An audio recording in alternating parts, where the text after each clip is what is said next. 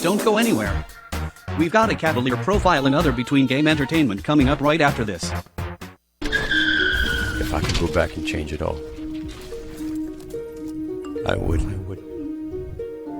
I think I'm gonna miss you the most. I'm sorry. I'm so sorry. I'm so sorry. Maybe it's just the little moments. If I could go back and change it all, if I could go back, I would. But I can't.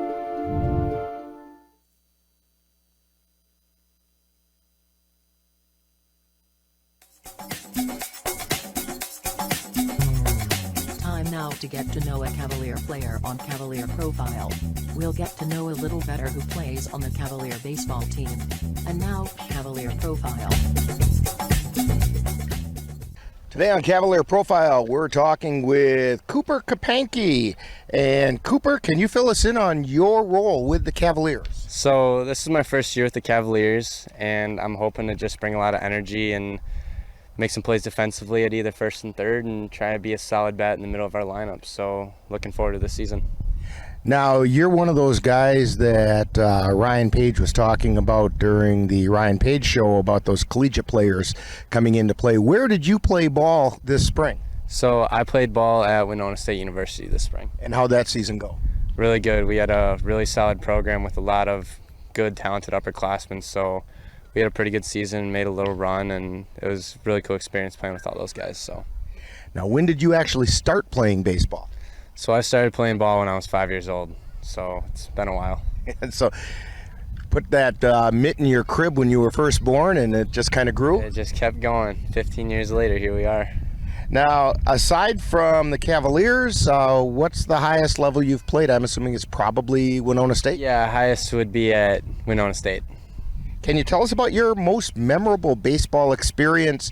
And that can either be as a player or as a spectator. I'd say my most memorable baseball experience would be my senior year of high school when we beat Eau Claire North, because I went to Eau Claire Memorial, so it's like the crosstown rivalry, and that's all my best friends playing against you. So really cool experience to be playing in front of everybody, and it helped to get a win. So. And it doesn't matter what the sport is, that Memorial North game's always a big one. It's always a great one, no matter what sport or team you're playing on. So how about filling us in a little bit about your family and who's going to be there cheering for you at Cavalier games? So I have a lot of family that actually lives in Eau Claire. So all of my parents, my little brother and sister, and both my grandparents at a lot of the games this summer. So it'll be cool to have them there. All right, I've got a few rapid-fire questions for you. Just whatever pops into your head first. Pie, ice cream, cake, or cookies? Cookies. And your favorite kind? Sugar cookies. Like the ones at Christmas? Yeah, unreal.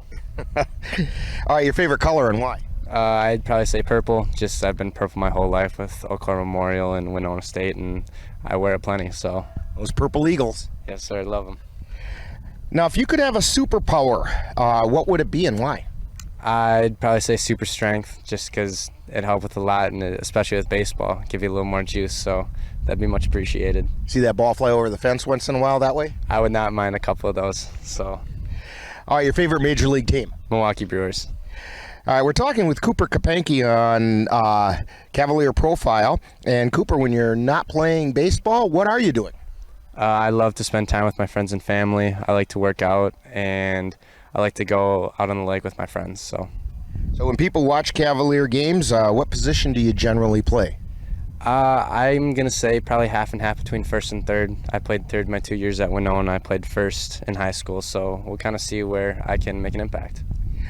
We want to thank Cooper Kapanke for joining us today on Cavalier Profile. Coming up next is more between game entertainment. This has been Cavalier Profile, where we get to know a little better who plays on the Cavalier baseball team. Stay tuned, more between game entertainment and game 2 coming right up.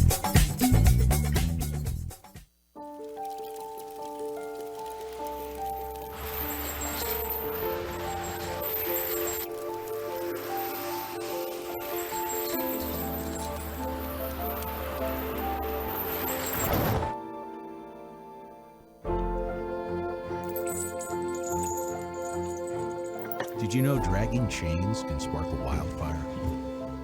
Only you can prevent wildfires.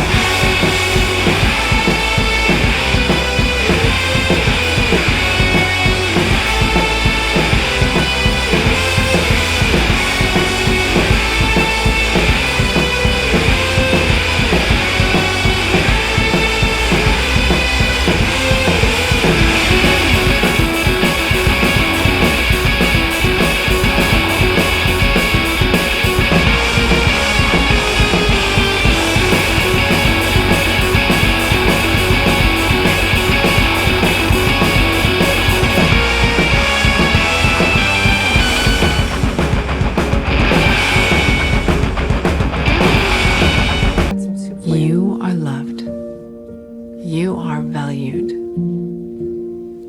You are resilient.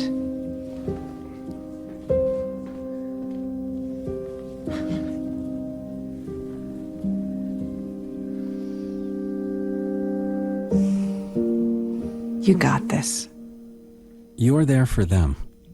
We're here for you. Find free care guides at aarp.org/caregiving.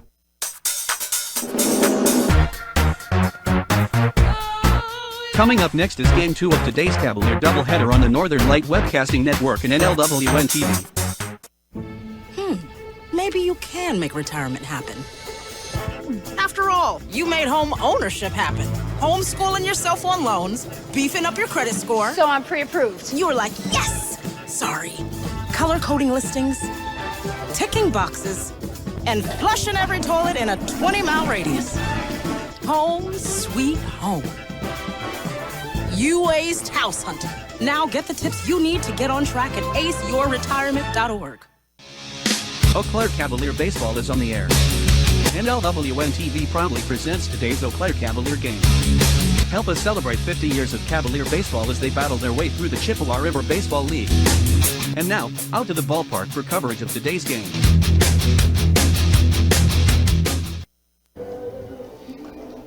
And good afternoon and welcome back to Carson Park. Rick Olson here, along with Dan Petshaw, and along with Ann Monroe on the computer and Cassie Nelson. And we're getting ready for Game 2. Let's set the Cavaliers defensively. Behind the plate, we have Anthony Pogodzinski.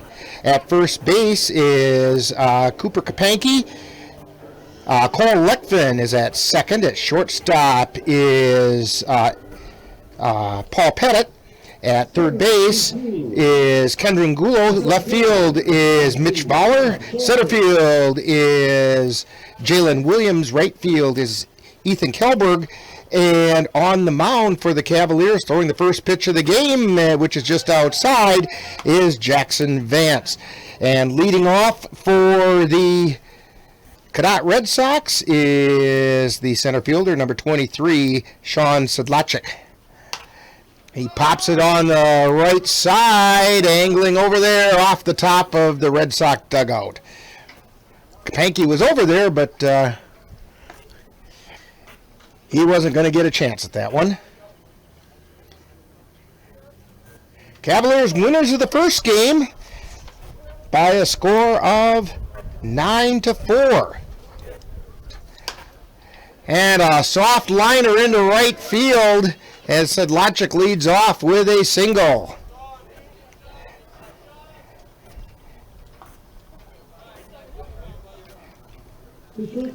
That's going to bring up shortstop number 9, Zach Merritt.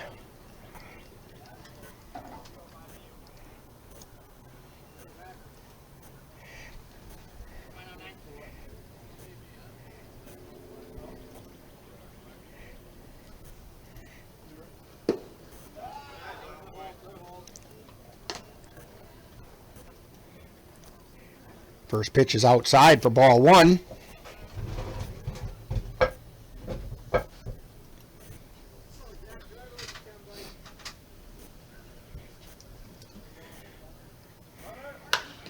Line shot down the third baseline, but foul.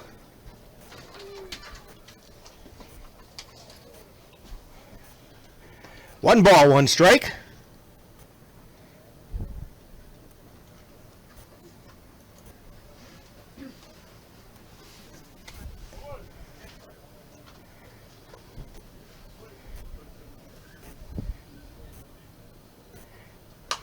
And another foul, this time off the right side.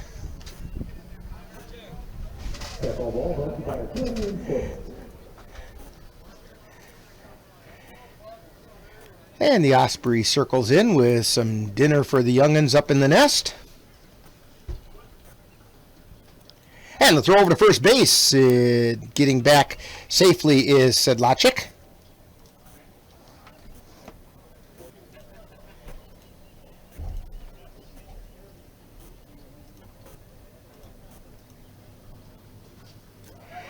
And the pitch is a little outside. Throw but Sedlacek got in under the tag. 2 balls, 2 strikes. Now a runner on second.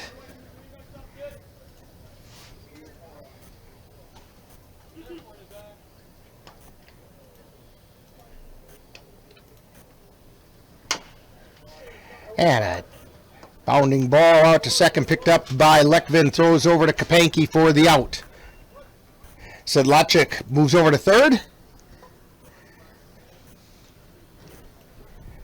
So with 1 out, that's going to bring up AJ Schemenauer.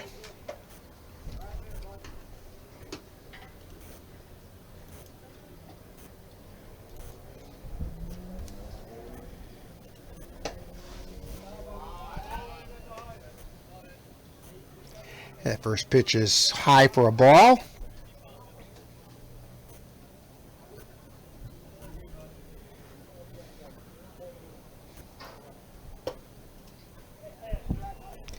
And that one's a bit outside, ball 2.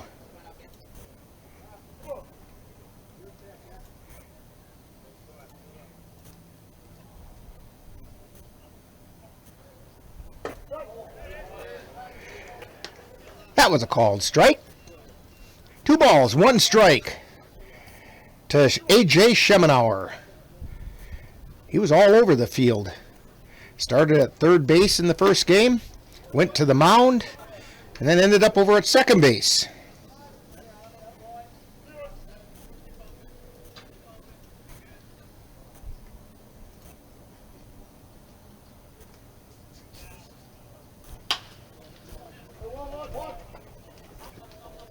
And a throw over to first base. Petit throws to first to Kapanke and gets the put out. 2 down. That brings up Mike Danielson, the right fielder.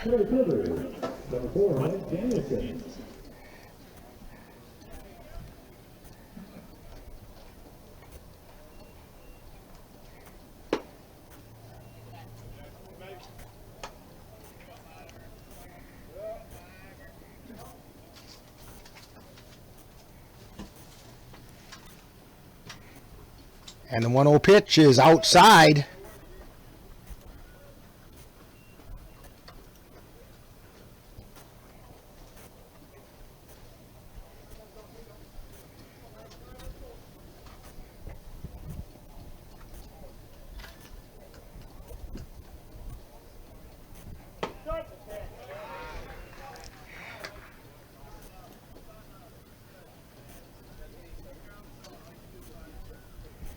Pitch is a called strike, so now it's 2 balls and 1 strike.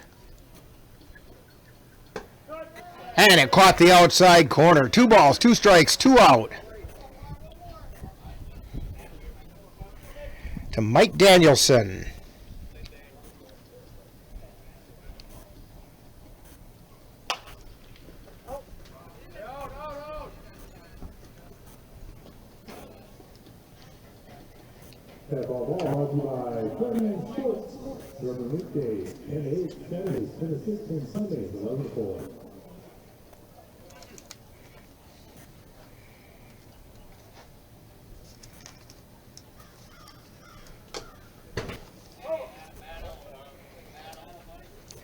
As fouled back. Count remains 2 balls, 2 strikes.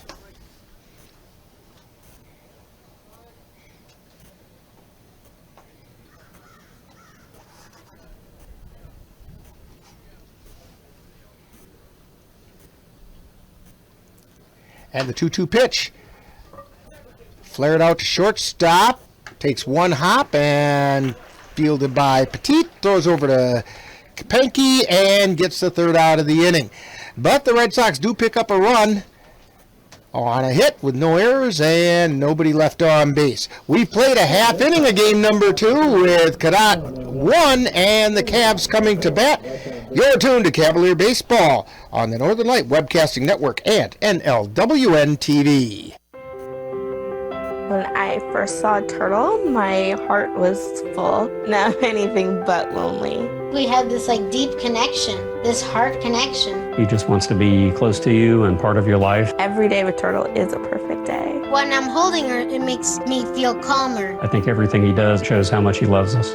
When we adopt a shelter pet, we discover they're a little bit of a lot of things. But they're all pure love.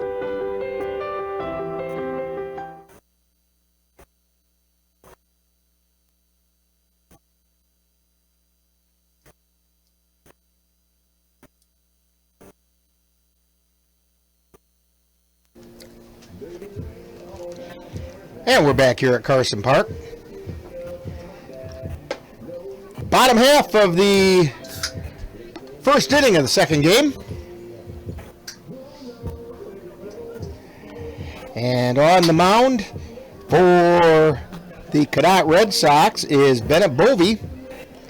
He finished up game one.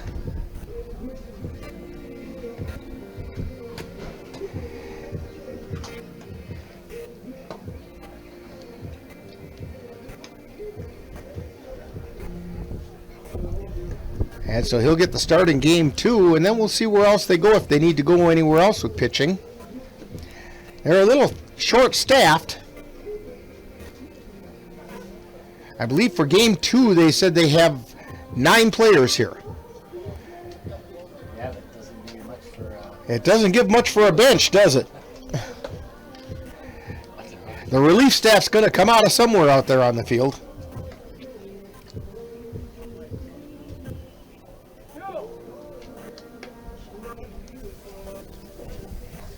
Okay, leading off for the Cavaliers, the left fielder, number 2, Mitch Voller.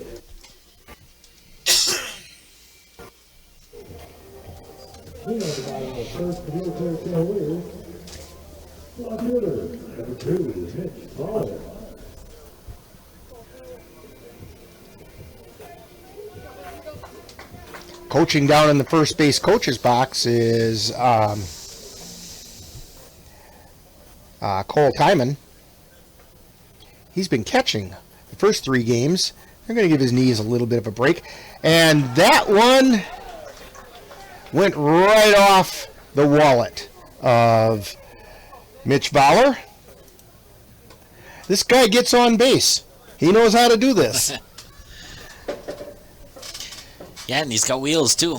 Yes, he does. So 1 pitch, 1 hit batter, and a runner on first. Voller takes a big lead as Cole Leckman steps into the box. Throw over to first.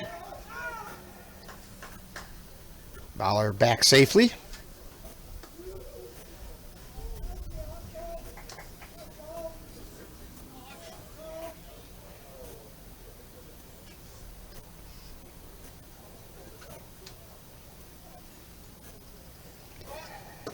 Leckman shows bunt, and it came inside. He spun away, but Voller ends up down on second base anyway. So my guess is the bunt is probably off now.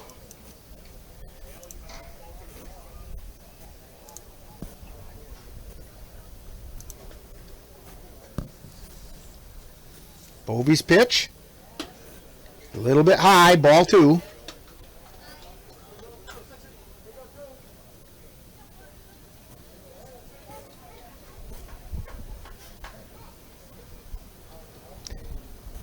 Bennett Bovee into the stretch. And the pitch outside. Ball 3. 3-0 now. To Cole Leckman, Cavalier second baseman.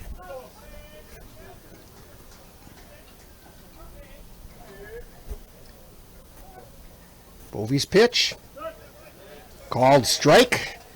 Leckman was taking all the way that time.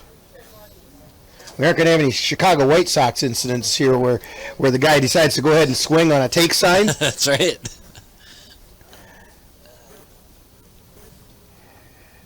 And the pitch is inside for ball 4.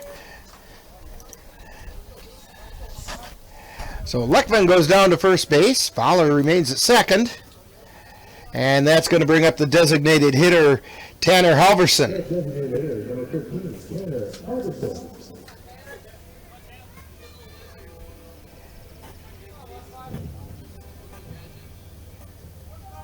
Halverson steps into the box.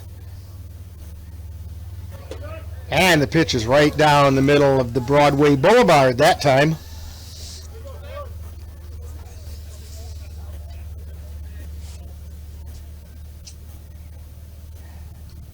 Bovee into the stretch, checks the runner at second. And the pitch. Fouled back out of play over the back of the press box.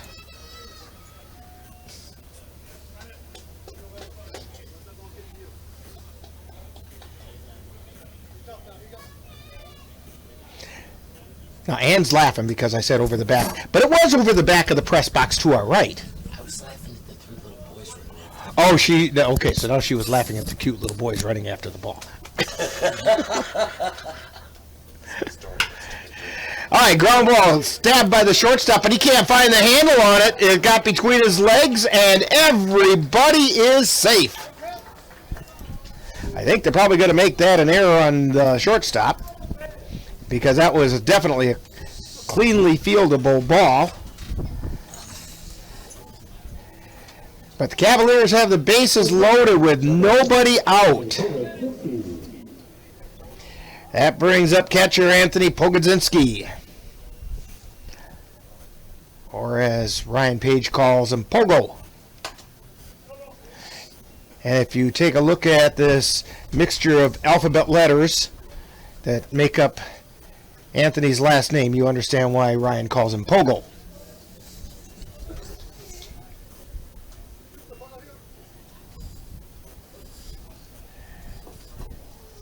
No balls, one strike.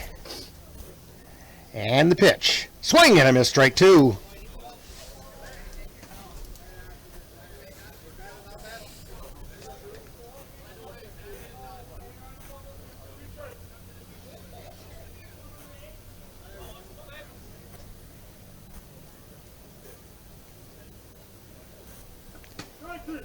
Oh, and the pitch caught the outside corner, and Pogo has to hop away on his pogo stick. I figured I'd get that one out of my system before we got too far into the season. Yeah. All right, Cooper Kapanke comes up.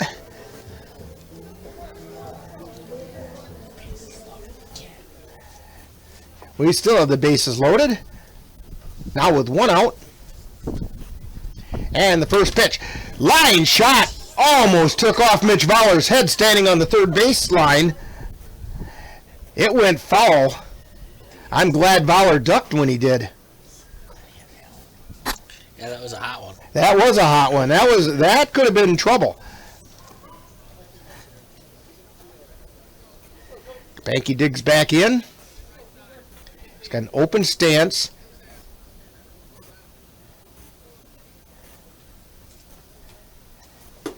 And a swing and a miss. You know, when I had a chance to talk with him on Cavalier Profile that you saw between the games there, I don't know if you noticed, but Cooper's a tall drink of water. I came up to about his left armpit. Here's the pitch. A little off-speed pitch. That was off-speed, looking for a breaking ball there, I think, and it just didn't quite come over that inside corner of the plate. Boy, if he can get command of that, that could be really effective. One ball, two strikes. Bovee into the stretch. And the pitch. Chopper to short. Flip to second, and they got the runner at second.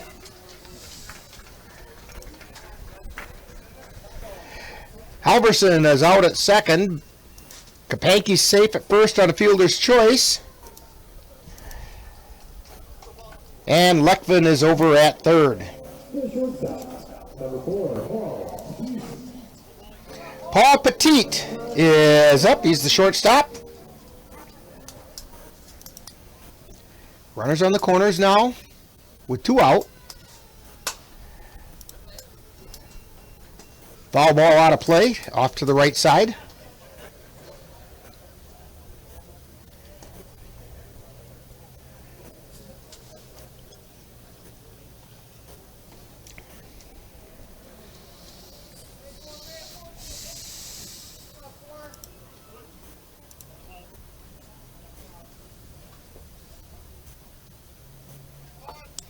Runner is going from first to second, and there's no play made. Kapanke now on second. Leckvin on third.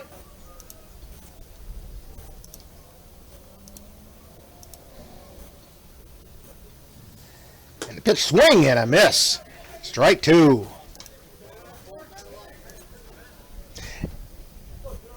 I believe there are 2 outs, aren't there, Dan? Yep, 2 outs. Okay, scoreboard is incorrect.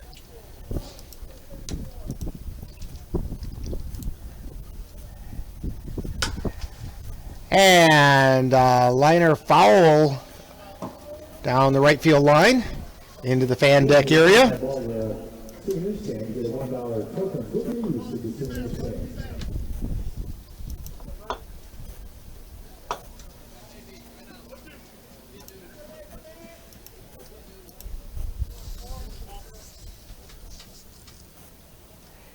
And the pitch bounces before the plate, and in comes Leckvin to score for the Cavs. Kapanke goes over to third.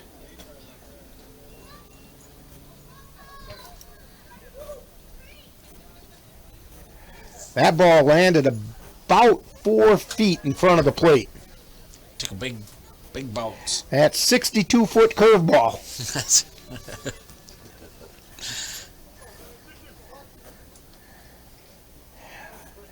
Bobby looks in for the side. He's in the stretch, checks the runner at third. And the pitch is outside.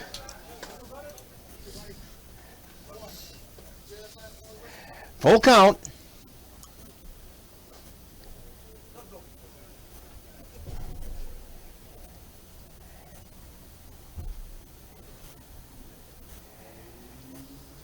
And a line shot over to short. It's scooped up, throws over to first, and they got a Merritt over to Danielson for the putout. But the Cavaliers put a crooked number up. They pick up 2, and so we've played 1 inning. It's the Cavaliers 2 and the Cadott Red Sox 1. You're tuned to Cavalier Baseball on the Northern Light Webcasting Network and NLWN-TV. If you've been admiring the freshly groomed look of a baseball field, or the stunning appearance of a golf course, remember you too can have a lawn with the same beauty by simply calling Midwest Environmental Consultants. Their professional lawn care experts can bring your lawn to its full beauty and appearance. Call Midwest Environmental Consultants at 715-586-1302. Let Midwest Environmental Consultants help make your lawn the showplace of the neighborhood.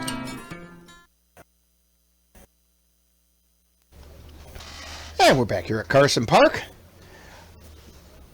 Game 2 of our doubleheader, and believe it or not, folks, is that sunshine on the field? I'm seeing shadows out there. The sun has broken through. We were supposed to have a day full of rain. We weren't thinking we were going to get any games in today, and we're into Game 2, and the sun is shining. I was talking to the home plate umpire between games, and I congratulated them on the great job they did at keeping the rain away. And he said, yeah, but my partner just jinxed it. And I said, why? He goes, he went to get his sunglasses. He says, I'm pretty sure we're going to get rain in Game 2. But right now, the sun is out, and we'll take it. Yeah.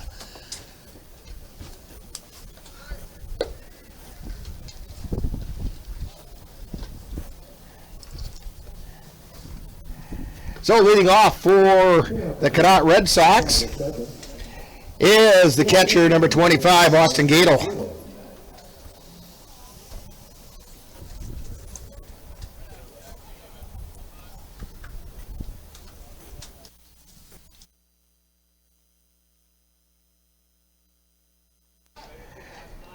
And the first pitch is a ball.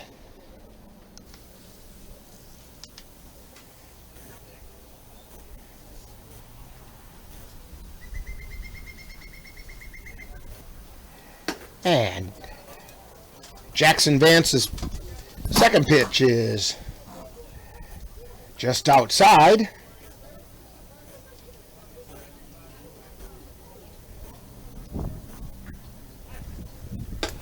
Swing and a miss. 2 balls, 1 strike.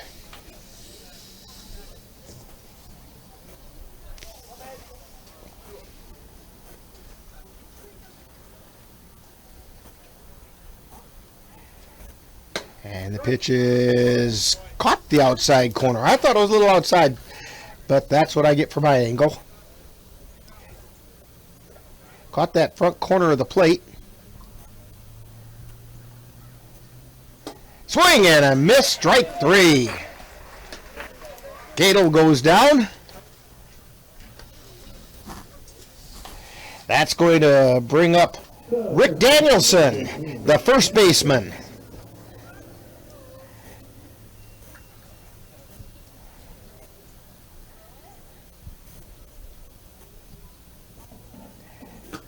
And the pitch is just outside, ball 1.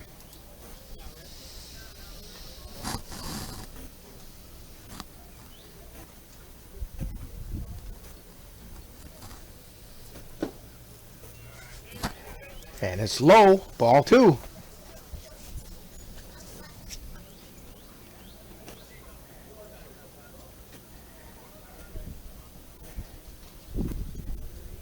Wind up and the pitch. Inside, ball 3. And it got away from Pogodzinski.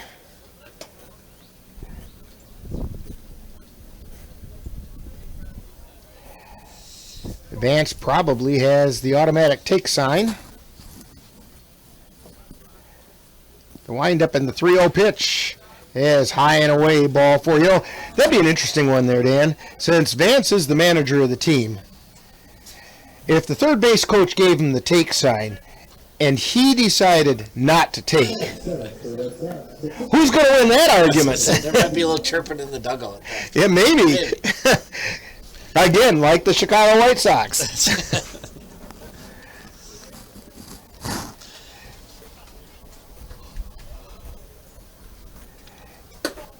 High and inside is the pitch to Bennett Bovee, the pitcher for the Cadott Red Sox.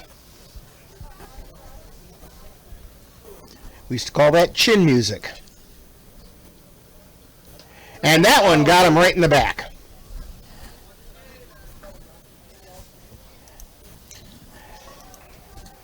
So Bovee goes down to first, and we have Danielson at second. And Willie Zostowski, the starting pitcher in the first game. He's the third baseman for this game. 2 on, 1 out.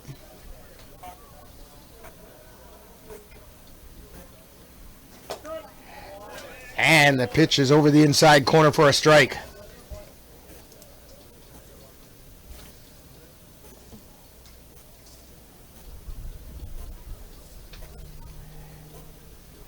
And the next pitch is called strike.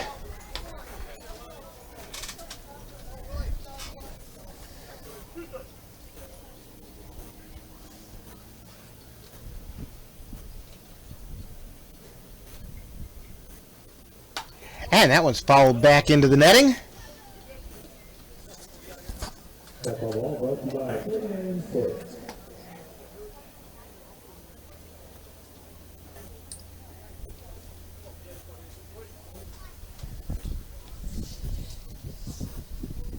And the pitch swung on and missed, strike 3.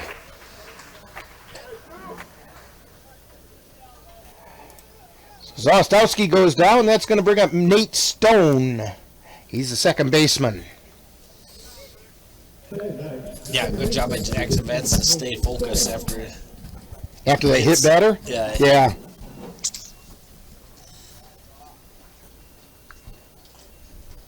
After they hit batter? Yeah.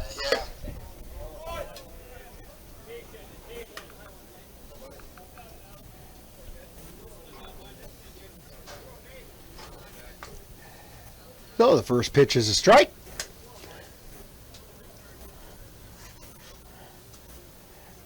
And the 0-1 pitch outside. Evens the count at 1-1.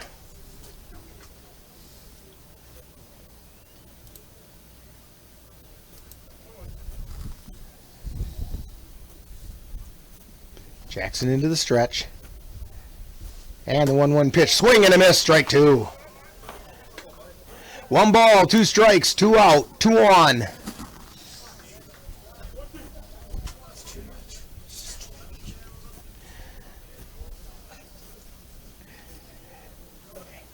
Swing and a miss, strike 3. Back, Jackson Vance. I almost called him Vaxon Jance. Jackson Vance gets another strikeout this inning. And Cadott produces nothing after they get a couple runners on. And it's Cavaliers 2 and the Cadott Red Sox 1 after an inning and a half. You're tuned to Cavalier Baseball on the Northern Light Webcasting Network and NLWN-TV. You're tuned to the Northern Light Webcasting Network and NLWN-TV. We use advertising revenue to make this service available to you. If you have a business and would like to get your message out to our ever-increasing audience, give us a call at 715-563-1749. We'll be happy to discuss our budget-friendly advertising packages with you. Get your business noticed on the Northern Light Webcasting Network and NLWN-TV by calling 715-563-1749. All right, we're back here at Carson Park, getting ready to go into the bottom of the second inning. Cavaliers on top, 2-1 after coming away victorious in Game 1 by a score of 9-4. Cavs looking to stay undefeated on the season and remain in first place in the North Division of the CRBL.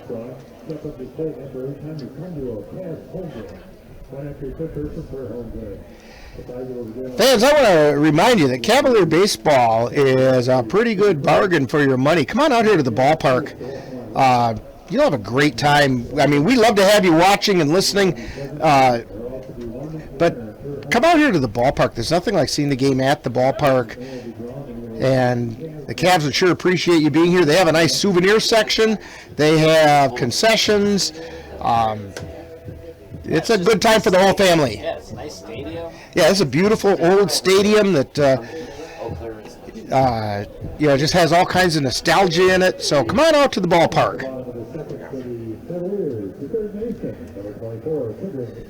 And we even have an osprey that kind of hangs around. Yeah, he's out over the left field fence, sitting on top of the light pole out there. Kendra Gulo at the plate, and the first pitch is inside for a ball.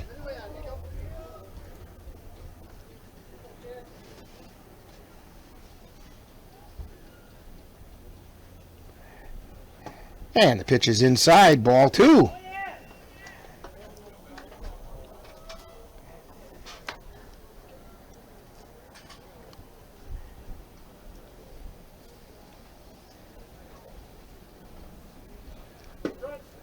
And the pitch is a called strike.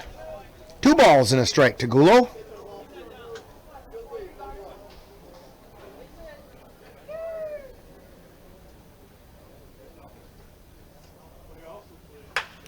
Line shot into left field, in for a base hit, and Kendra Gulo is going to round first and hold there. Just a good, clean, solid base hit into left field. That's going to bring up Ethan Kelberg, the right fielder.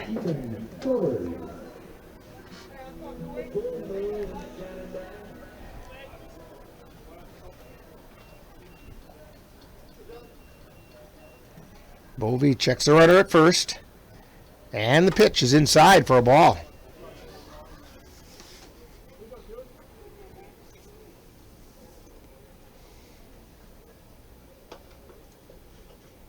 Bovee leans in for the sign. Takes a peek over at first. And the 1-0 pitch is a ball. The ball goes into right field.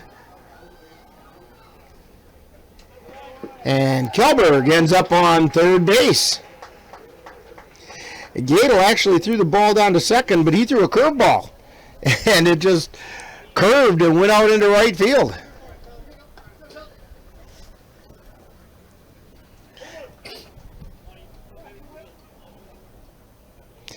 I think Gulo would have had the base stolen anyway.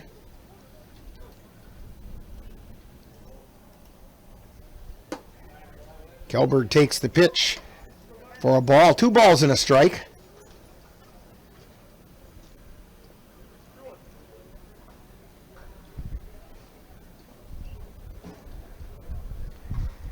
And the pitch fouled straight back into the netting. 2 balls and 2 strikes. Runner on third.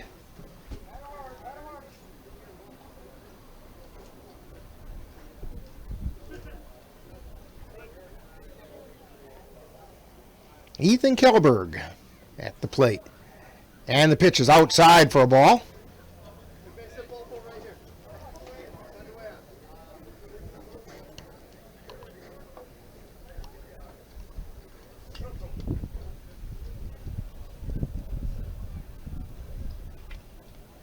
It's into the stretch and the pitch.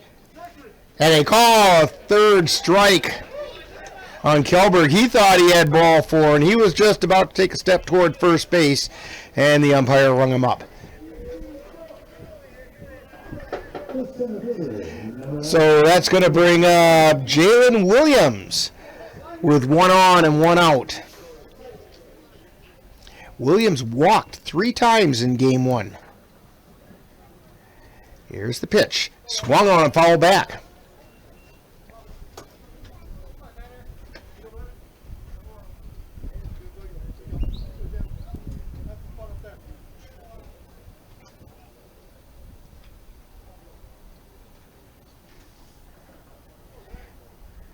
Bovee into the stretch. Looks at third. Delivers. And it's outside. 1 ball, 1 strike, 1 out. 1 on.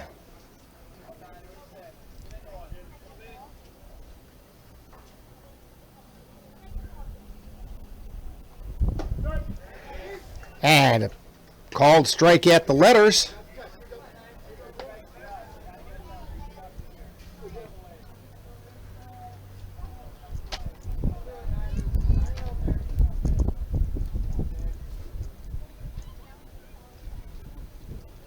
Bovee's pitch is high. Ball 2. 2 balls and 2 strikes.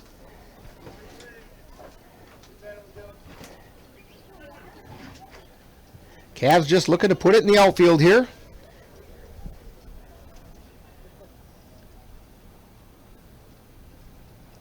Swing and a miss. But there was a foul tip.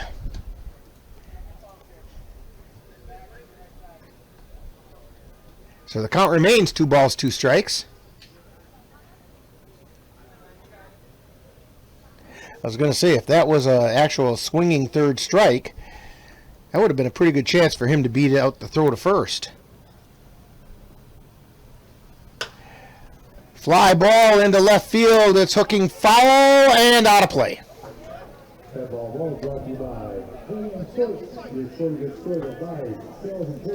Jalen Williams.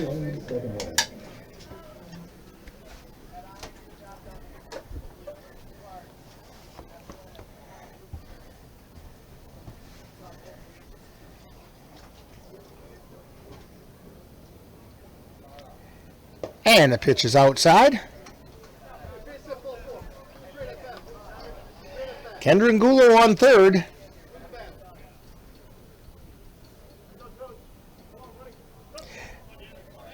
Three balls, 2 strikes, 1 out.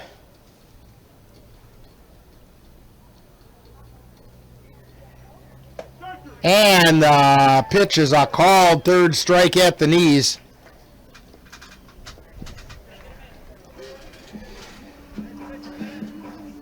Two down. And we're back to the top of the order, Mitch Fowler.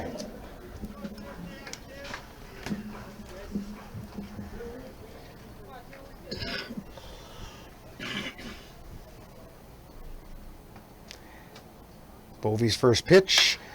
Laced out into right field, moving on and making the catch. He overran it and then reached back and snagged it before it hit the ground is Mike Danielson. For what ended up looking like a pretty fancy catch.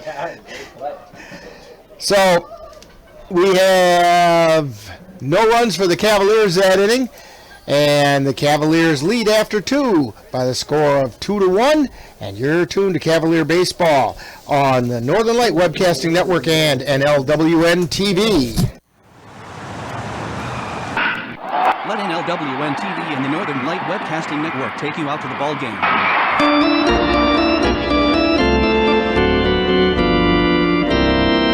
Join us as we help celebrate the memory of Eau Claire sports icon Billy Noss when the Cavaliers take on the Eau Claire Bears in the Billy Noss Memorial Game on Monday, May 31st. Live coverage on the Northern Light Webcasting Network audio service and on NLWN-TV begins with the In the Dugout show at 10:40 a.m.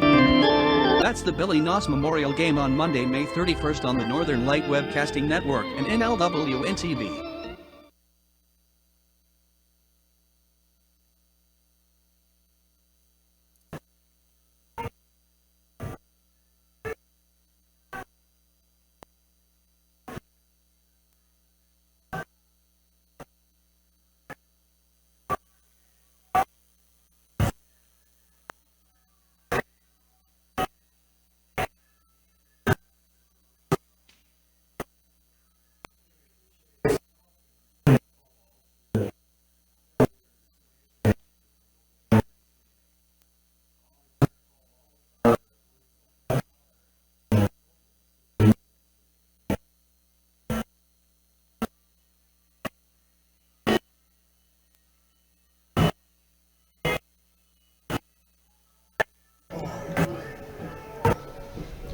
And we're back here at Carson Park getting ready to start the third inning.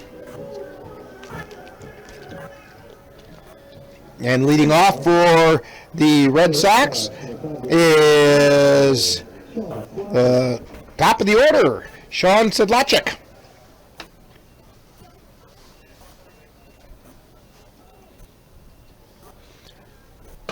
Jackson Vance on the mound and throws a strike.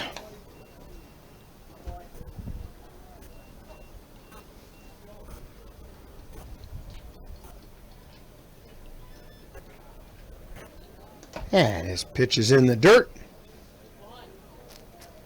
1 ball, 1 strike.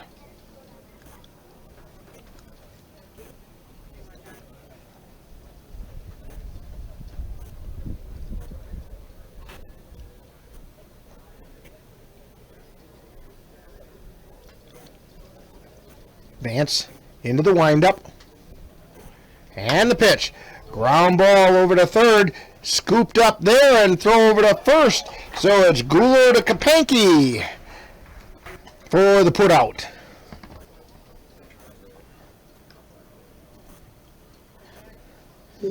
I'm just waiting for the Cavaliers to turn a doubleheader where I can just call it O'Brien to Ryan to Goldberg. And those of you who are old movie buffs know what I'm talking about.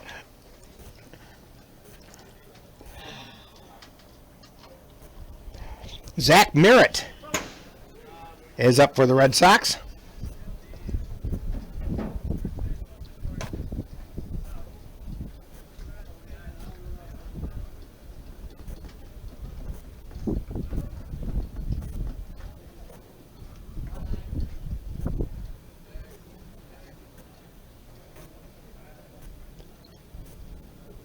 Vance's pitch, swing and a miss, strike 2.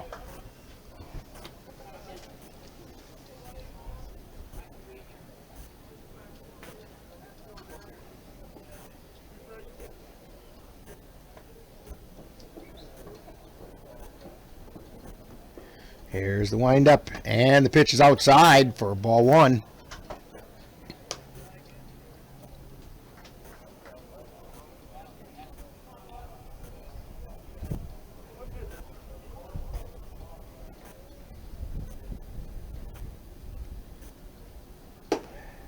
And the pitch is inside. 2 balls and 2 strikes.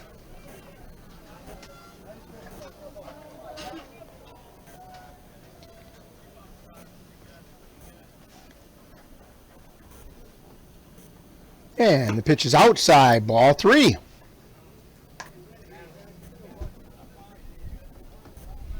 Vance doesn't want to lose him here after getting him on a 0-2 count, and now it's a full count. Yeah, Zach's out in there. And the pitch, swing and a miss. A foul tip. Otherwise, he'd be running. Count remains 3 balls and 2 strikes with 1 out. We're in the top of the 3rd inning.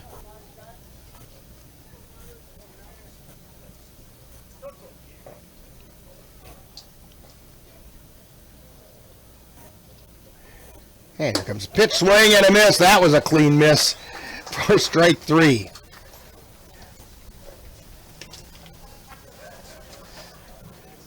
That's going to bring up A.J. Schemenauer. How many strikeouts is that for Vance so far? Does that page tell you yet? Look it up here. First pitch is high for ball 1. Jackson has 4 so far. 4 strikeouts in 2 2/3 innings. Most pitchers will take that any day. Yeah. And called strike at the knees. Yeah, Jackson's got some pretty good control. Yeah, I'm impressed with what I'm seeing from him.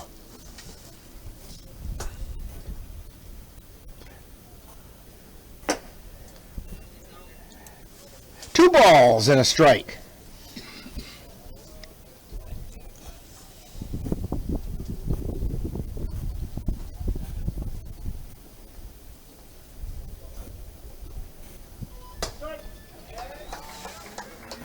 Two balls, 2 strikes, 2 down.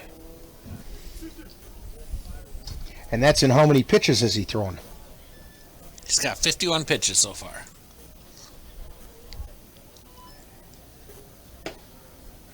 And that pitch is just a little bit low. Ball 3, strike 2, 2 outs.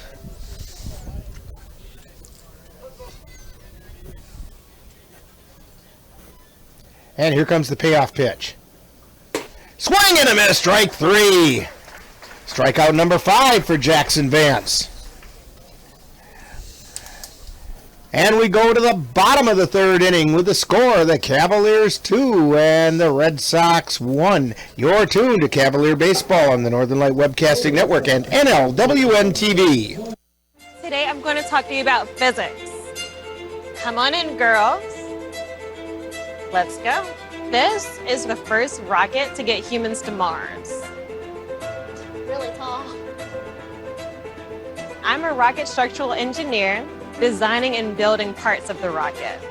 You are the generation that will be stepping foot on Mars. Do I have a group of astronauts on my hands? Yes. You can become a rocket scientist or whatever else you want to be.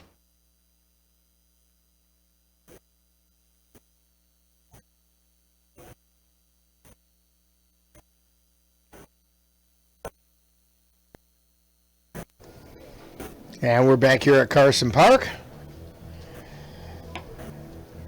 Cavaliers on top, 2-1 over the Cadott Red Sox.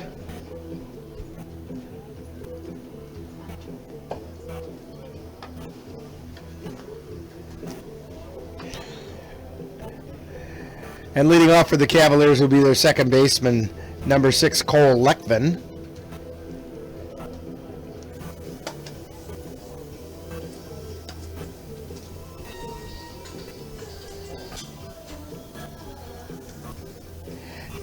Cavaliers had some very timely hitting in Game 1. 2-out hitting with runners in scoring position. I know a couple of major league teams that wish they could do that. 2 of them that are supported by a lot of the people in this area are just really struggling with that, being able to get the clutch hit when you've got somebody in scoring position. Cavaliers have been doing okay with that. Yeah, their defense did good in the first game, and then it seemed like about by the 5th inning, then the offense just kicked in and put it away.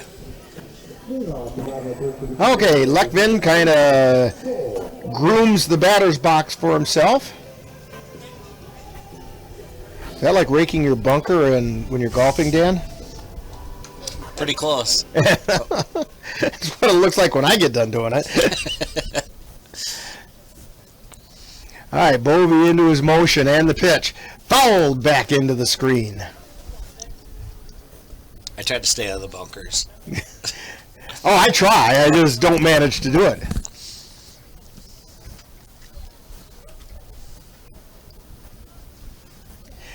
And when I do golf, I pay for the whole course. That one's inside and then gets behind Gettle, or Gadel. Well, if you're going to be out there, you might as well enjoy it a little Right, bit, right? and see the whole thing. And boy, do I tend to see the whole thing. Sometimes I see the same tree several times. And the pitch is over the outside corner for a strike. 1 ball, 2 strikes.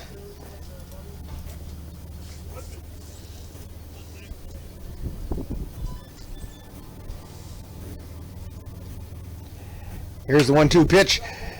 Chopped out the third base side. Scooped there by Ziliskowski, and he throws it over to first, but pulls Rick Danielson off the bag with his throw, and we have a safe runner at first. So Leckman safe at first. That's going to bring up Tanner Halverson, the designated hitter. What'd he do last time up there, Dan? Tanner singled at his last at bat.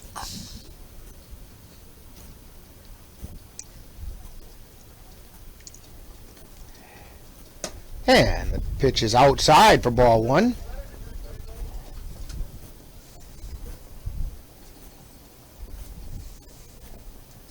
Brian Page going through all the signs down there in the third base box.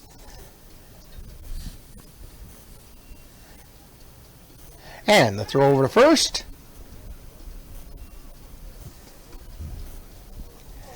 Leckman back in plenty of time.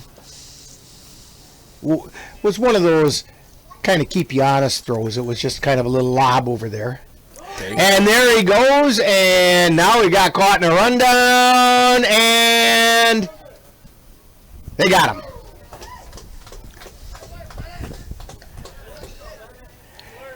Took the umpire a long time to signal that. I thought maybe they were going to say he got under it.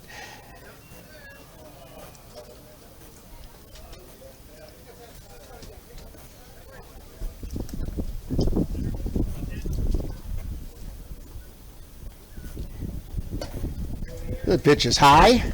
Ball 2. So now there's 1 out.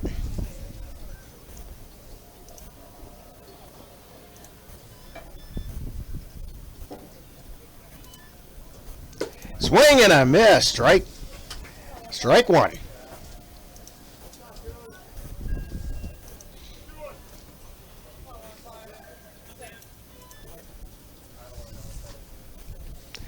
Bovey's pitch. Fly ball out into left center field, way back to the warning track, and it's off the wall. And Halverson checks into second base with a stand-up double. He put it off the mega holiday sign out in left center field.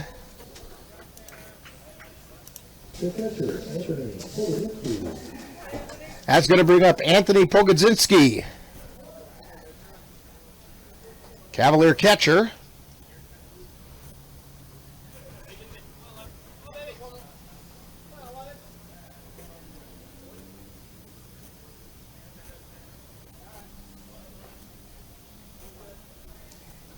Swing and a miss for strike 1.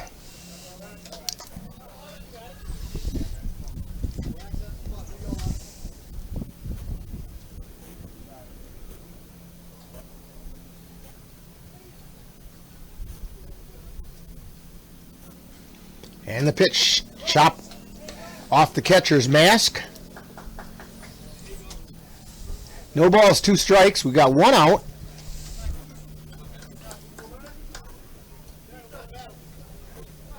Now we have bright sunshine on the field.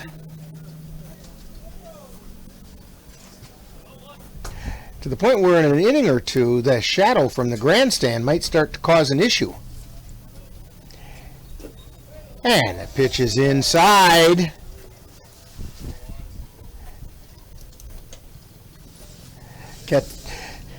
Catcher Gettle is putting on a little play acting down there to make it look like he didn't know where the ball was. See if he could get a little rundown going with Halverson. That one's fouled back into the net.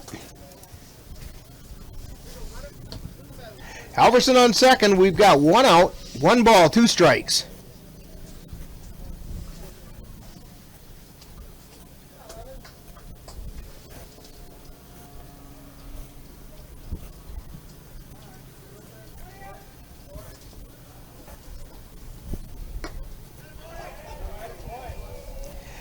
That one just missed high.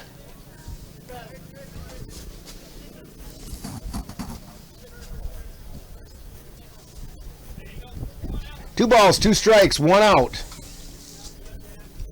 And the pitch. Lined out into left field. That's going to fall in for a base hit. It's fielded out there by Schemenauer, who gets the ball in.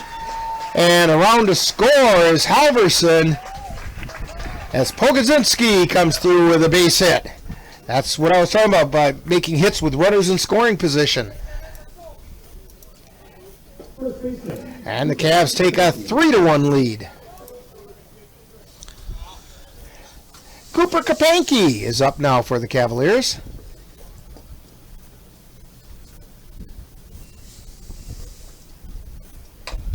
That one's chopped out in front of home plate. Picked up by the catcher, throw it on to first. And they got Kapanke. But Pogodzinski moves over to second with 2 outs.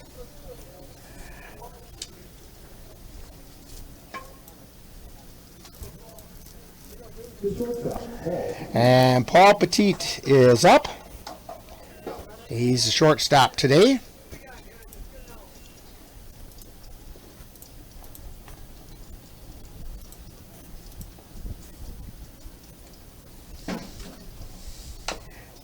Another chopper right out in front of the plate.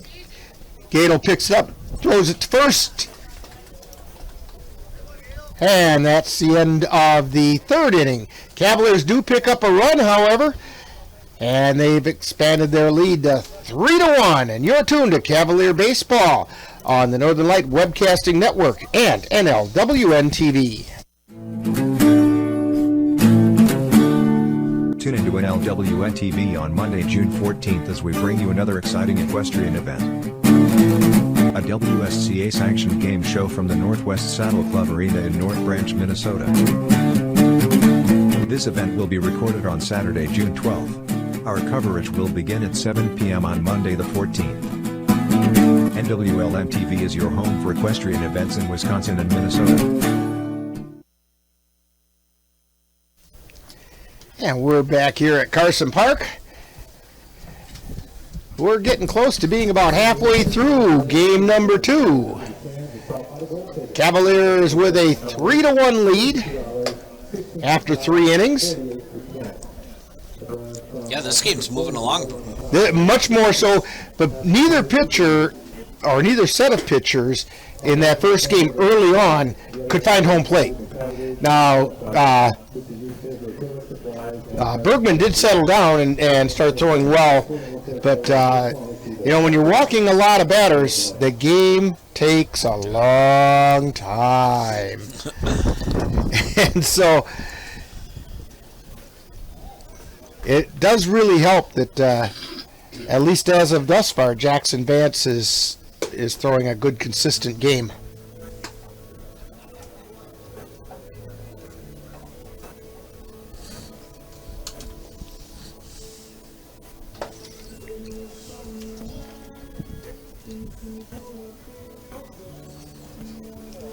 So leading off the top of the 4th inning for the Red Sox is number 4, the right fielder, Mike Danielson.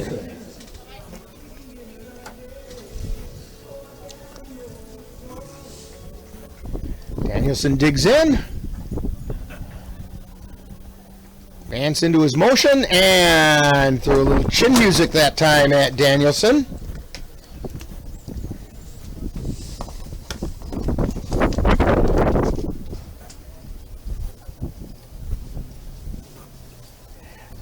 So 1 ball, no strikes. The 1-0 pitch. Called strike at the knees.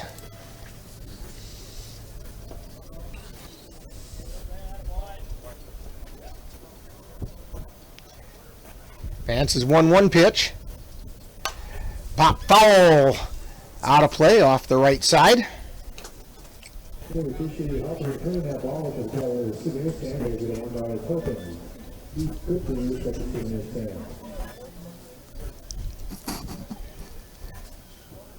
Vance into his motion again. That one's high and tight. 2 balls, 2 strikes.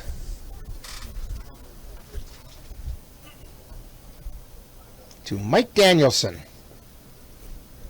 And the 2-2 pitch. That one's in the dirt, gets back to the backstop, and the count goes full.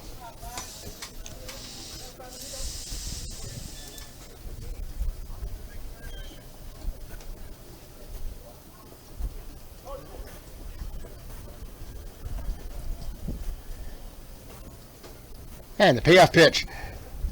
Fouled off on the right side. Very stiff breeze blowing straight in from center field.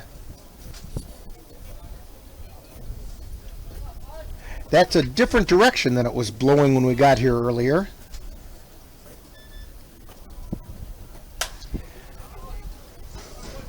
High foul off the right side.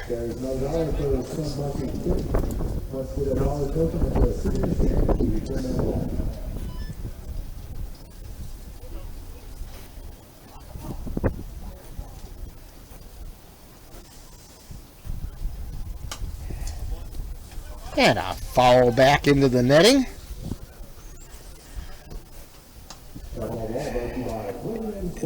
You know, those of you with kids, or hey, you kids, get out here to the ball game. You shag those foul balls, you get a $1 token at the souvenir stand. You could end up saving up enough of those tokens to get yourself one of those nice Cavalier jerseys that they have. Fly ball out into right field, giving chase in foul territory, and he can't quite get over there, was Kelberg.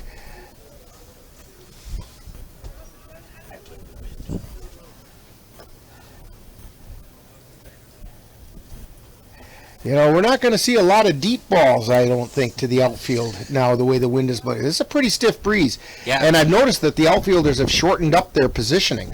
Yeah, right out of center field. That ball's getting up in the air and it's just dying. And another pop foul off the right side.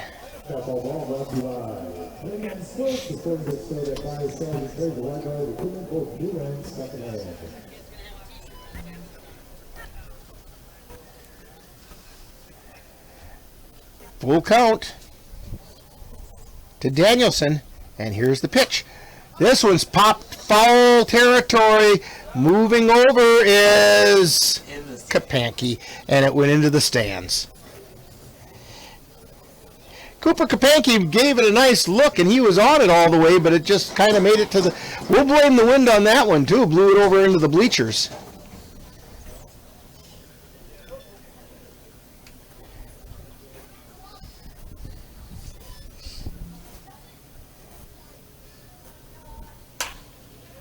Here's another foul, and it's drifting over. This time, Kapanke couldn't quite get there, ran into the fence.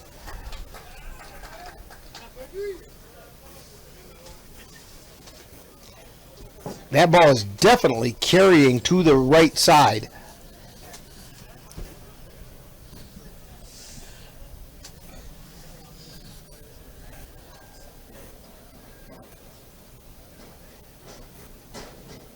Here's the windup and the pitch. This one's fouled straight back over the press box. Yeah, good battle right here. Yes, it is.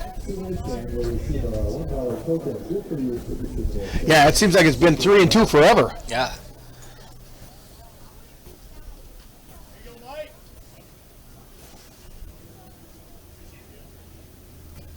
And the pitch is outside for ball 4. So Jackson Vance lost him, or Danielson won that battle. Brings up catcher Austin Gato for the Red Sox.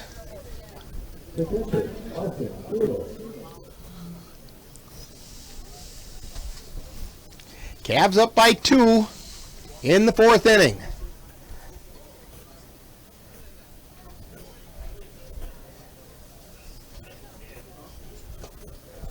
And the pitch is low.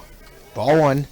You know, as entertaining as that battle was, how many pitches do we have now for Vance? Yeah, Vance is up to 63. And that's in 3+ innings.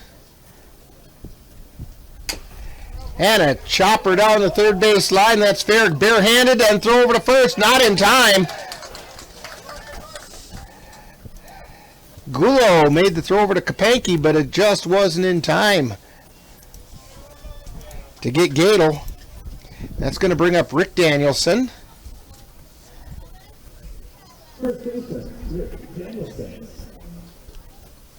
Two runners on. Tying runs at first.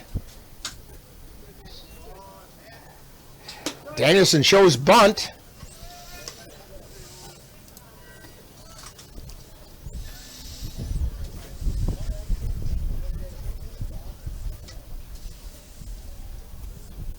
Vance into the stretch.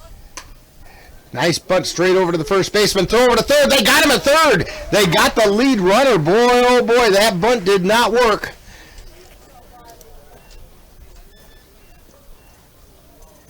So Mike Danielson out at third. Rick Danielson was hoping to get the sacrifice bunt, but he gets on a fielder's choice instead. And Gadel checks in at second base. Pitcher Bennett Bovee is at the plate with one out. Fouled back into the screen.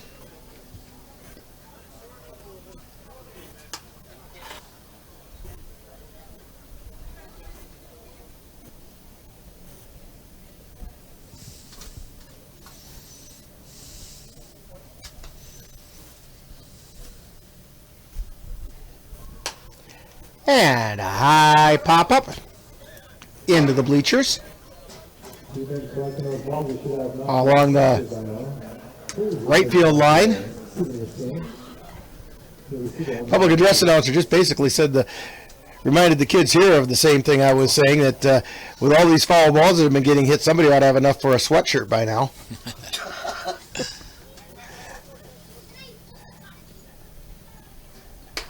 And a ground ball.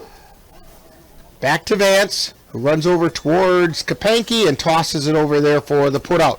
Runners each advance, but now there's two outs. And that's going to bring up Willie Zastowski, I think. I haven't gotten it right yet today.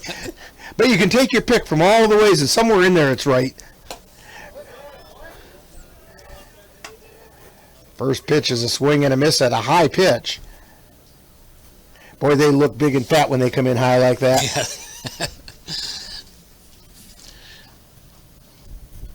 The 0-1 pitch, grounded over to second, is going to be picked up by Lekvin. Toss over to Kapanke for out number 3, and the Cavaliers come away without any damage being done.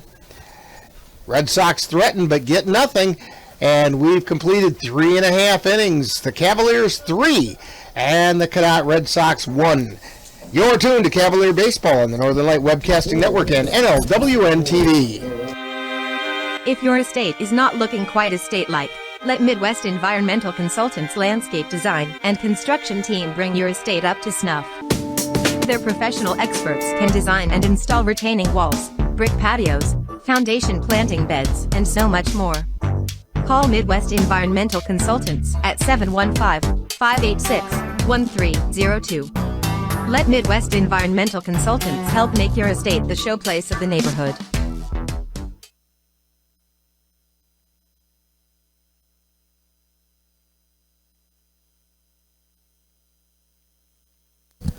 And we're back here at Carson Park. Yeah, Dan was just commenting while we were away there. Might be getting close to a pitching change here for the Cadott Red Sox. What made you think that? Well, he's starting to lose a little control. He's rubbing his arm a little bit, but they're really short for players too, though. They are. I don't know who they'd bring in, but he was kind of wheeling his shoulder around and rubbing it as he was walking out to the mound. Because you got to remember, he's throwing, 56 pitches in this game? Yeah. And he also finished up the previous game. Yeah. So he's got to be up somewhere near 70, 75 pitches. Yeah, and I'm not for sure what they have left,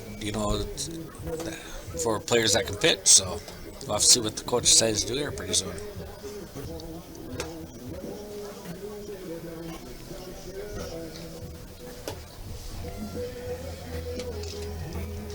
So Bettabovi still on the mound for the Red Sox.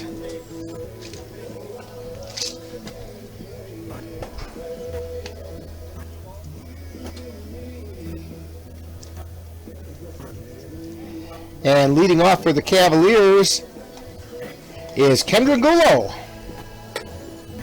Yeah, he singled on his last at bat.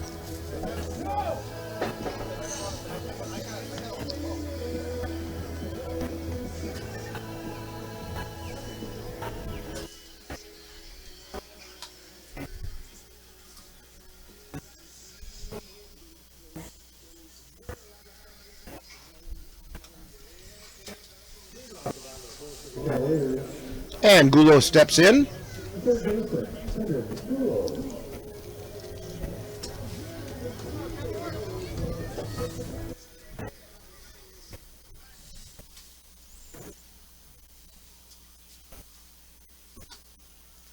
First pitch low, ball one.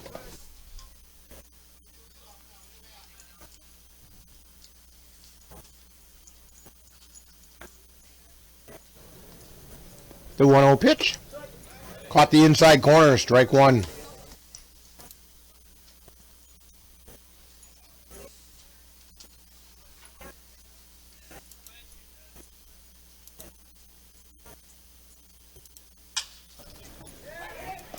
Short fly ball into center field. Coming up underneath it is Sedlacek, and he made the catch. So, one down. That's going to bring up Ethan Kelberg,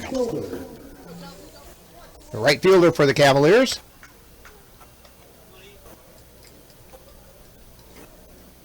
Here's the windup, and the pitch is in the dirt and wide.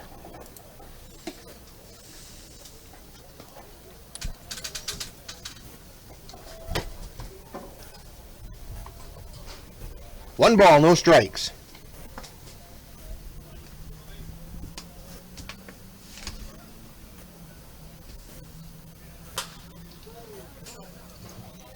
Foul on the left side.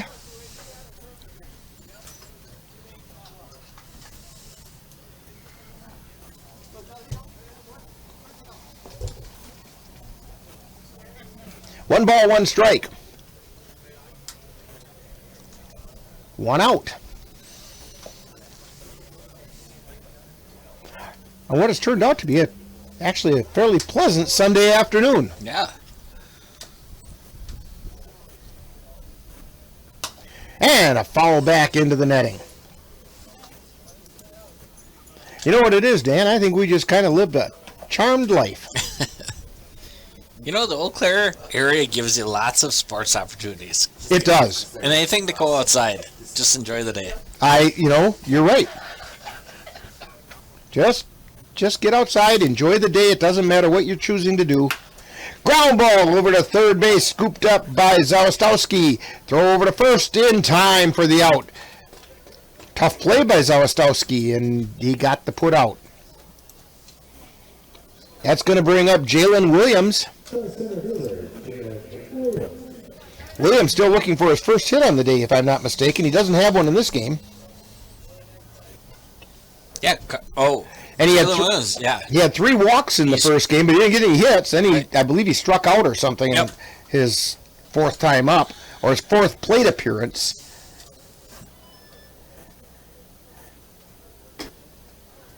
And the pitch is outside for a ball. He's got to remember that if Williams does get a base hit, it's probably going to be a double. That's what he does. He hits doubles. Swing and a miss. 1 ball, 1 strike. There's 2 outs.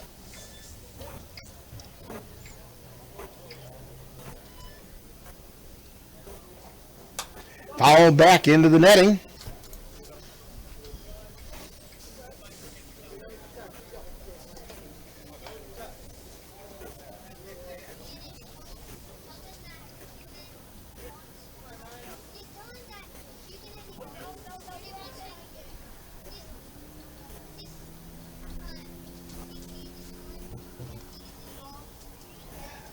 Bovey looking in for the sign. He's in the windup and the pitch. High pop up behind the plate.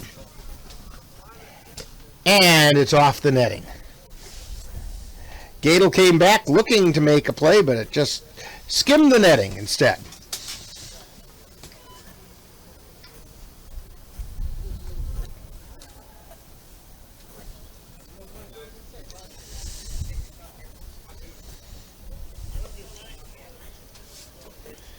We do have some action going down in the Cavalier bullpen.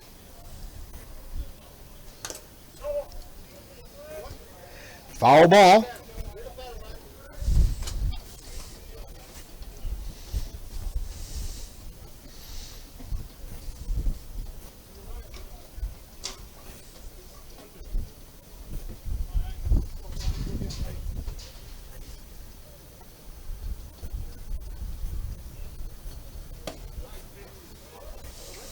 And pitches inside, ball 2. 2 balls, 2 strikes. They call it. Oh. Never mind. Okay. Dan's seeing things again. Swing and a miss for strike 3.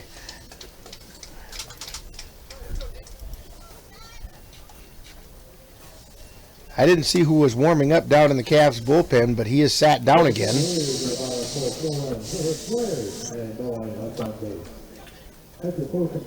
Anyway, after 4 innings, it's the Cavaliers 3 and the Red Sox 1. You're tuned to Cavalier Baseball on the Northern Light Webcasting Network and NLWN-TV.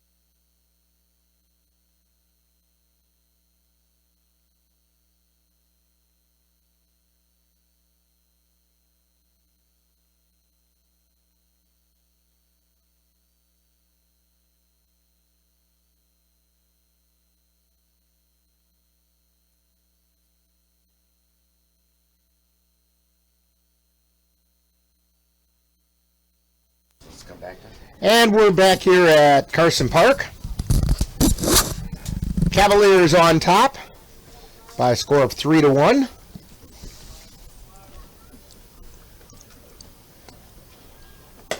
And we're in the top of the 5th inning. The batter right now is Nate Stone.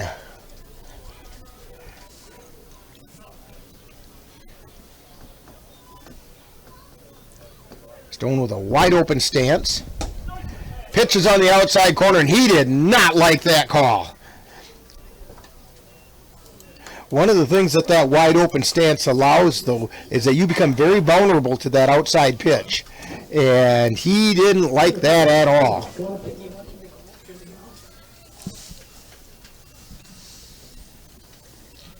So that takes us back to the top of the order, Sean Sedlacek, the center fielder. And the first pitch is a ball.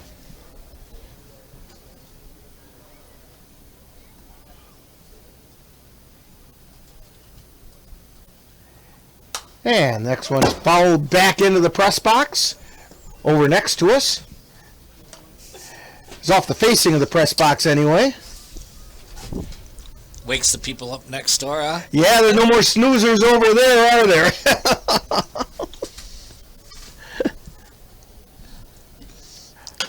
And a high chopper being scooped up by Leckman. Throw over to Kapanke in time for the out.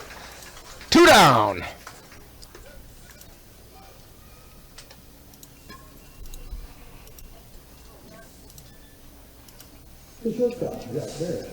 And that's going to bring up Zach Merritt.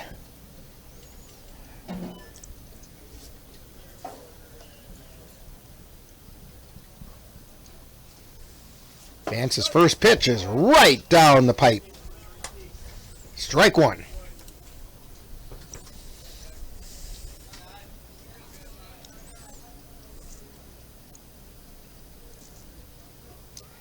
Wind in the fire, liner out into center field, and coming in and making a catch is Jalen Williams from his knees for the 3rd out of the inning.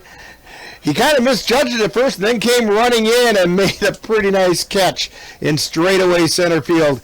3 up, 3 down, a nice efficient inning for Jackson Vance, and we head to the bottom of the 5th with the Cavaliers on top, 3-1. You're tuned to Cavalier Baseball on the Northern Light Webcasting Network and NLWN-TV. Over 90. 180 over 111. 160 over 110. I had a stroke. Your blood pressure numbers could change your life. Lowering them could save you from having a stroke. If you've stopped your treatment plan, restart it or talk to your doctor about creating one that works better for you. Start taking the right steps at manageyourbp.org.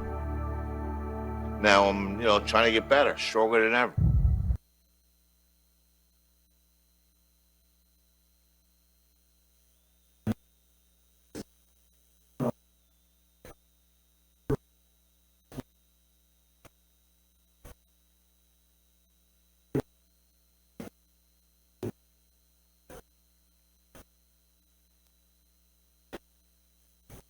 And we've got another score from the Chippewa River Baseball League. The Eau Claire Bears over the Beef River Bullfrogs. They swept a doubleheader from Beef River. Game 1, they won it by a score of 3-1, and then in Game 2, they won it by a score of 10-4. Right here, we're heading into the bottom half of the 5th inning. Cavaliers on top, 3-1.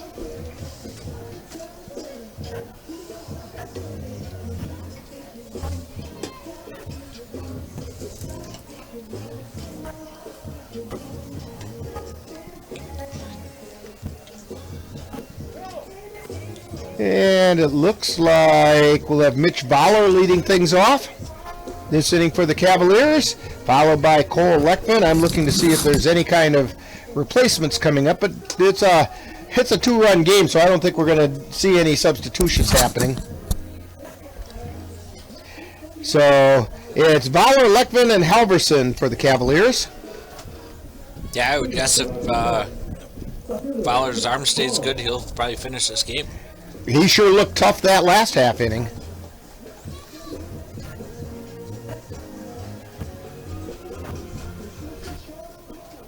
Or not Voller, you mean Vance. Or Vance. Yeah. No, I'm talking Voller. Benevovi. Oh, okay. That makes more sense now. You're talking about for the Red Sox. Right. Yeah, Jackson Vance has looked really good today. 1 ball and 1 strike now to Mitch Voller.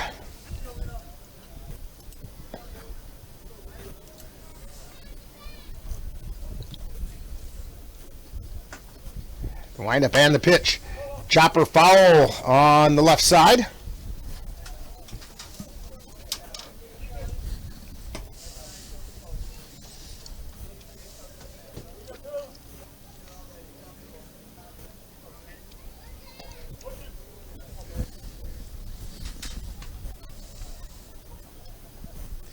Bovey's pitch. Curveball. Stayed a little high. 2 balls, 2 strikes.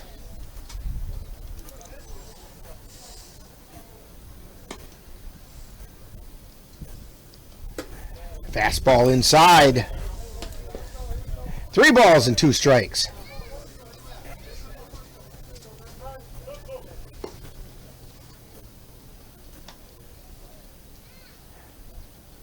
Here's the payoff pitch. Swing and foul tip back into the glove of Gadel. And so down goes Mitch Voller. It's going to bring up Cole Leckman.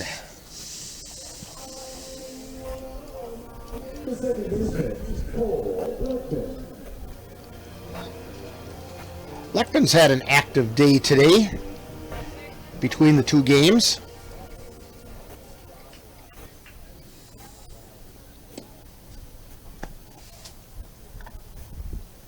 And the first pitch.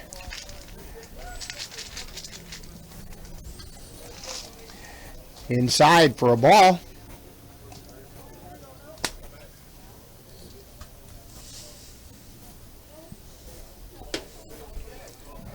And the 1-0 pitch is high for ball 2.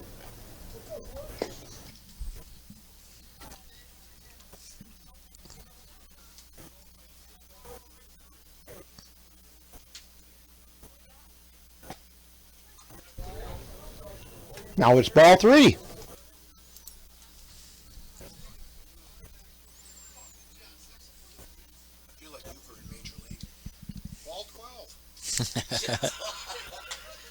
And a called strike. Again, Leckman was taking all the way on that 3-0 pitch. So now it's 3-1 with 1 out. High foul off the right side, and he can't make the catch, and he's down. He came sliding into the fence, but he appears to be okay. That's Rick Danielson over there. They don't have anybody to bring in for him, so he's got to get out there and play.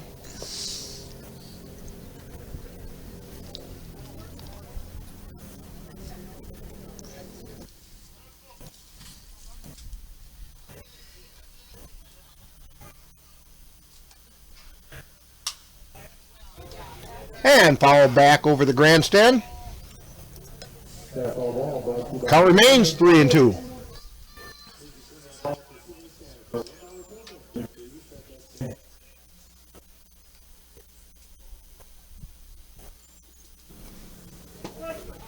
And a called third strike at the knees. So Leckman goes down looking. 2 outs. And that'll bring up Tanner Halverson.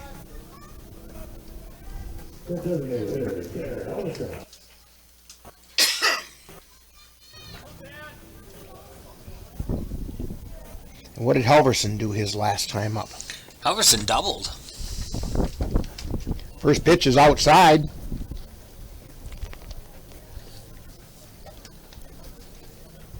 Well, that's right. That was that shot out to the Mega Holiday sign, wasn't it? Right. Out in left center field. Pitch is inside, and it got him. Couldn't tell if it got him on the tricep or in the left cheek area. And we're not talking facial cheeks here. But anyway, Halverson gets to go to first base. That's about the 5th Cavalier hitter that's been hit by a pitch today. They had a bunch of them get hit up in Bloomer, too. Right, yeah. I guess being a hitter for the Cavaliers is dangerous. Anthony Pogodzinski, the catcher, is up with 2 down. Throw down a second, but sliding in safely is Halverson.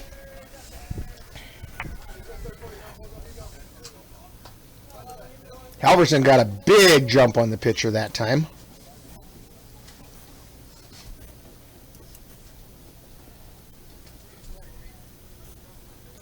Halverson takes a lead. Pitches inside. No, it came off the foot of Pogodzinski. I thought it came bouncing out of there kind of strange, but it hit Pogodzinski in the foot.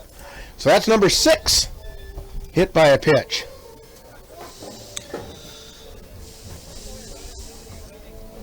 That brings up Cooper Kapanke.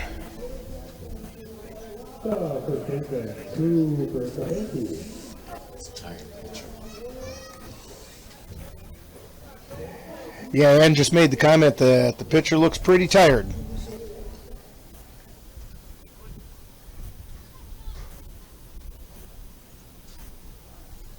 Bovee into the stretch, and the pitch. That one's in the dirt, bounces straight up in the air. Rounding third and looking to maybe come to the plate but doesn't is Tanner Halverson, and Pogodzinski checks in at second base. And after all that, it's ball 1. Now runners at second and third. 2 outs.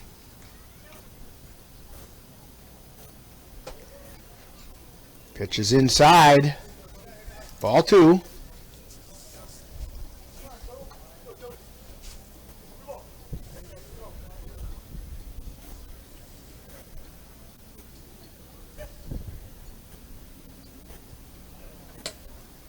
Pitch is outside. Ball 3. 3 balls, no strikes. 2 out, 2 on.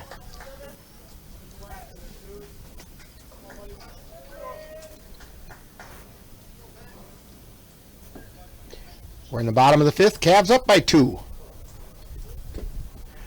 And the pitch is low for ball 4, and the bases are loaded. And I think we're going to get that pitching change.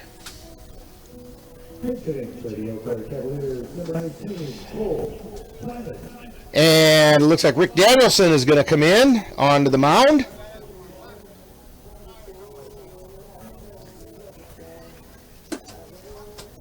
And left fielder is coming in. That's Schemenauer is going to come in and play first base. And Bovee is going to go out and play left field. And so while Danielson gets warmed up, why don't we take a quick timeout? You're tuned to Cavalier Baseball on the Northern Light Webcasting Network and NLWN-TV.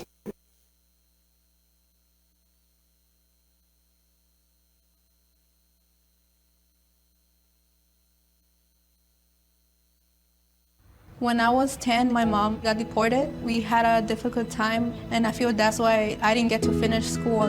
My husband is really supportive in a way that he pushed me to go back to school. She wants to have a career so her kids can look up to her. They both keep me motivated to go to school, and they see that if I do it, like, they can do it too, you know? I feel that everything's possible. Find free adult education classes near you at finishyourdiploma.org. Yeah, we're back here at Carson Park as Rick Danielson finishes his warm-up pitches.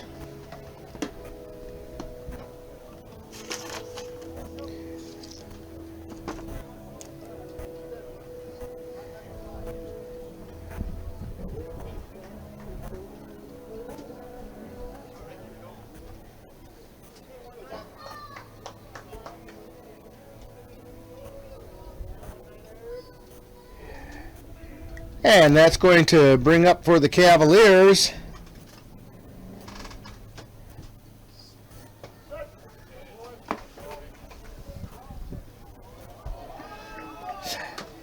and the ball got away from the pitcher, and in to score comes Tanner Halverson.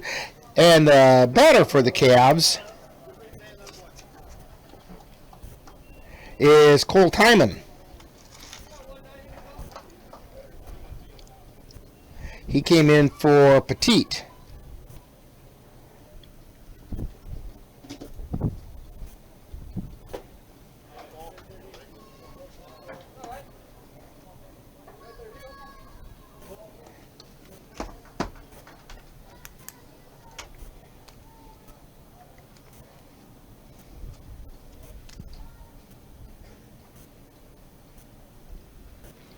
No balls, 2 strikes.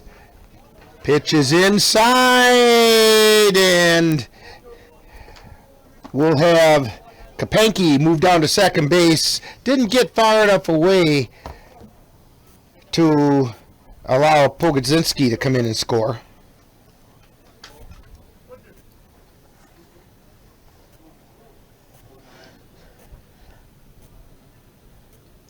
Here's the pitch. It's inside. 2 balls, 2 strikes, 2 out.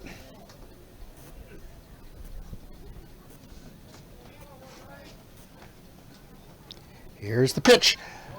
Fly ball out into right field. Moving over is Mike Danielson. He's under it. He makes the catch, and that's 3 outs. But the Cavs pick up a run.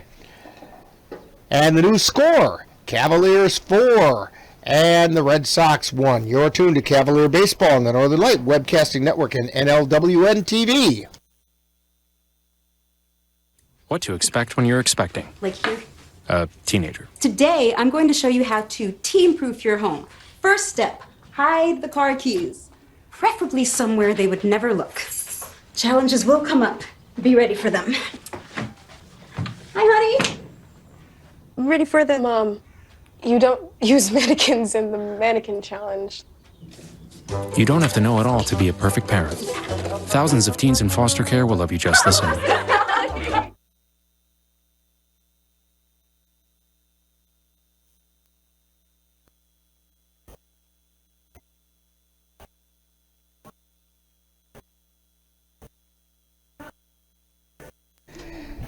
And new on the mound for the Cavaliers is Paul Petit.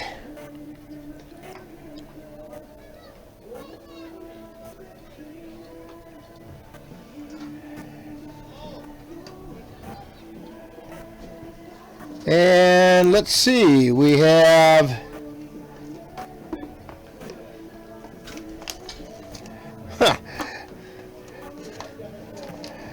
I'm looking to see, oh, there it is.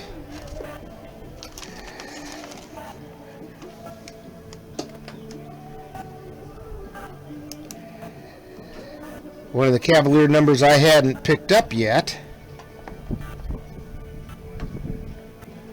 is now playing shortstop, Zach Stange.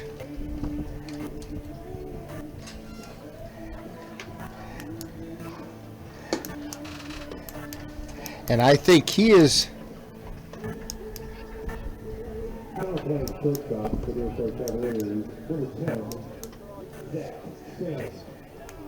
I don't know where he's going to fit into the batting lineup because they brought Cole Timon in for Paul Petit. But Petit is on the mound pitching now.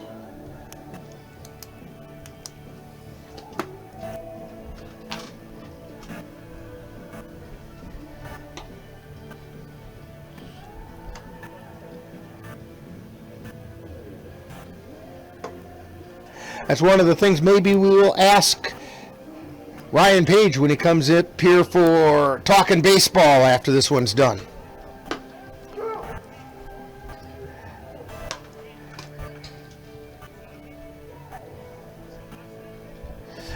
Paul Petit coming in to try to close this one out as we head to the top of the 6th inning. Leading off for the Red Sox, A.J. Schemenauer. He's the, well, now the first baseman.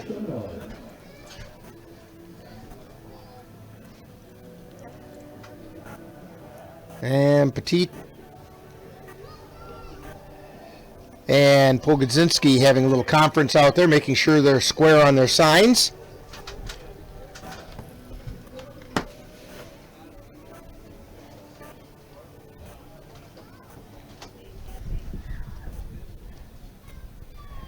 And the first pitch. High pop-up into shallow left field. Stain is back to make the catch. And that's one away.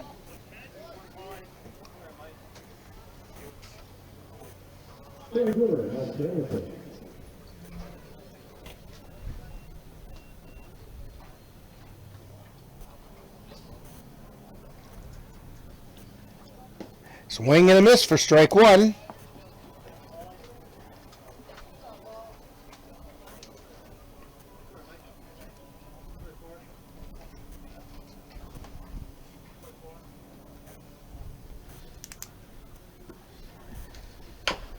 And a chopper down the third base side.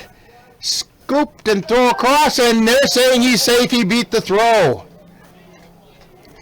The throw from Gulo to Kapanke was just a hair late.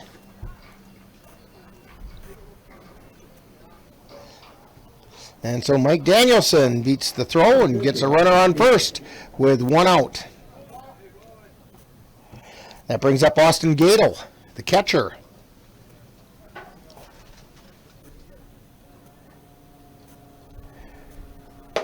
Petit's pitch is a little high.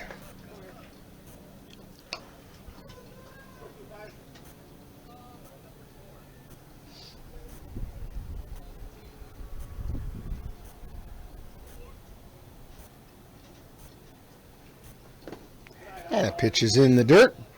Ball 2.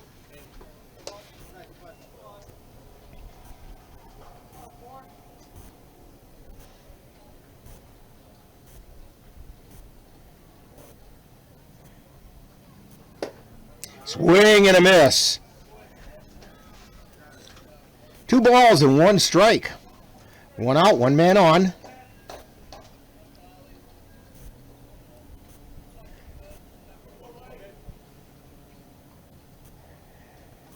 Gadel swings and misses on strike 2. Count is all even.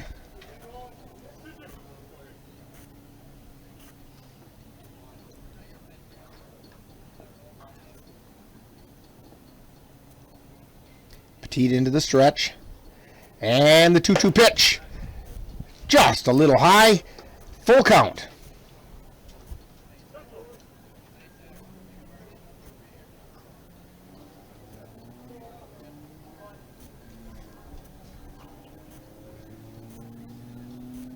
Here comes the payoff pitch. Swing and a miss. Strike 3. 2 down in the top of the 6th inning. That's going to bring up Rick Danielson. Kind of an awkward collision with the fence down along in front of the bleachers along the right field line, trying to chase a foul ball. But he seems no worse for wear. First pitch is a ball.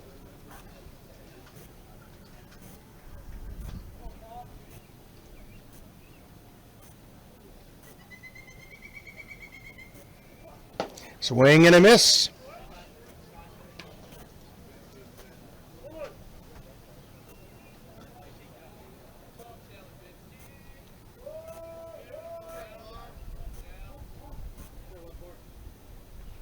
And the pitch is outside for a ball.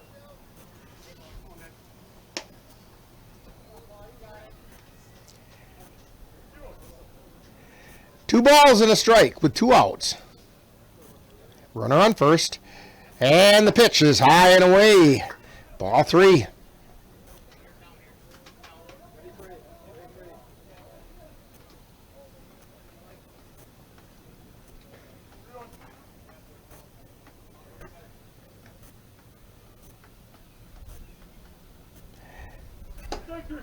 And Petit throws one right at the letters, and it's a full count.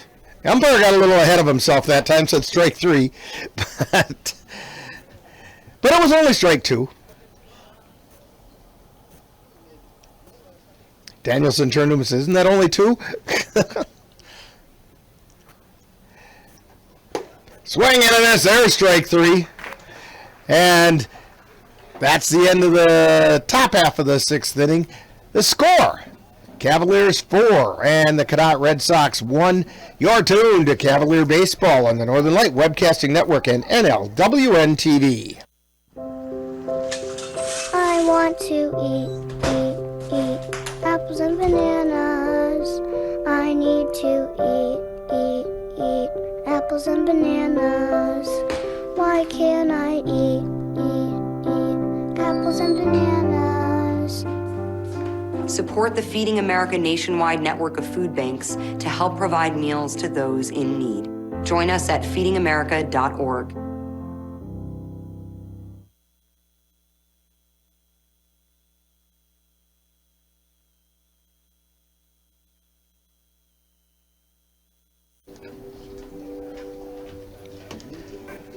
And Rick Olson here, along with Dan Petchow, Ann Monroe running the computer, and Cassie Nelson over there on the camera. And I want to thank all of them for all the fine work they've done today.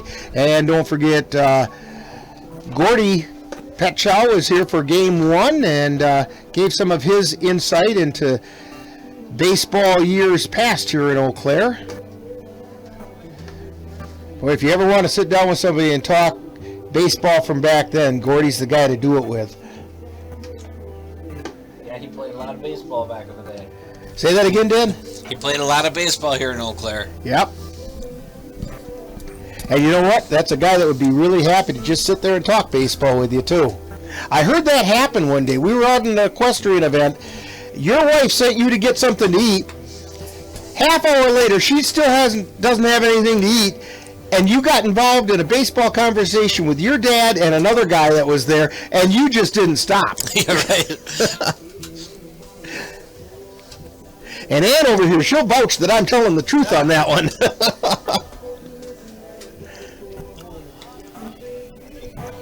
All right, leading off the bottom half of the 6th inning for the Cavaliers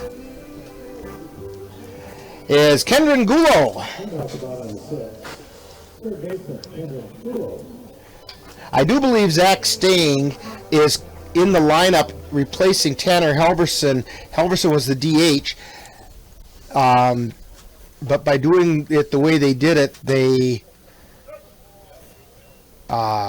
lose the DH in the process, with Pettit going to the mound, or Petit going to the mound.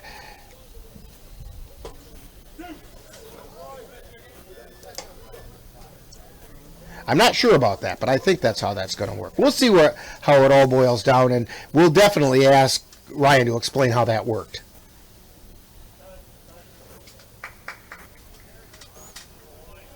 Gulo calls time and steps out. No balls, 2 strikes.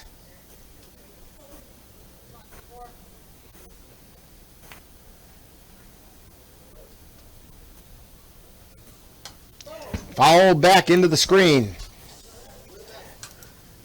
Cavaliers looking to hopefully sweep their 2nd straight doubleheader and move their season record to 4-0. Don't forget, coming up a week from tomorrow is the Billy Noss Memorial Game. Fly ball out into left center field. Cruising over and under it and making the catch is Bovee.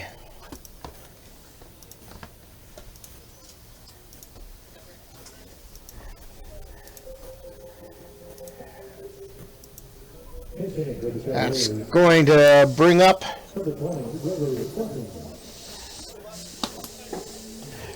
batting for Kelberg is Greg Button.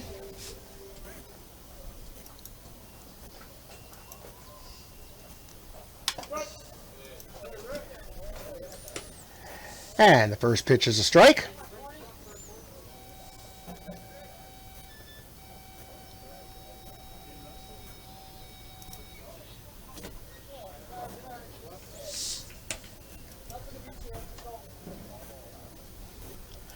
Pitch is outside for a ball. So we have 1 ball, 1 strike, 1 out. Bottom of the 6th.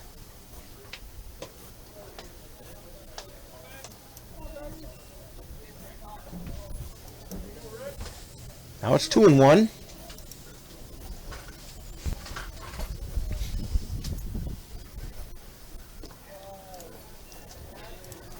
And the pitch is low. 3-1. Rick Danielson on the mound for the Red Sox. Came in relief last inning. And there's a called strike. Full count now to Button. Yeah, Danielson came in relief of Bennett Bovee, who actually had a very gutsy performance.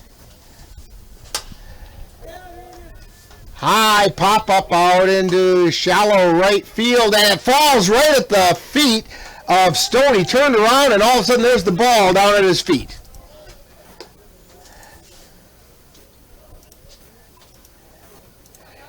He ran back, got himself in pretty good position, turned around, and then couldn't find the ball.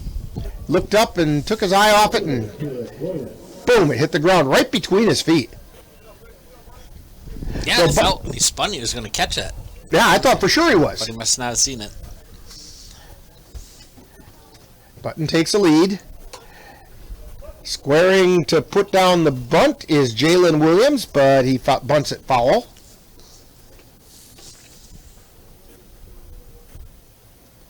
Williams has been on base 3 times today, but they've all been via the walk. Otherwise, he struck out a couple times.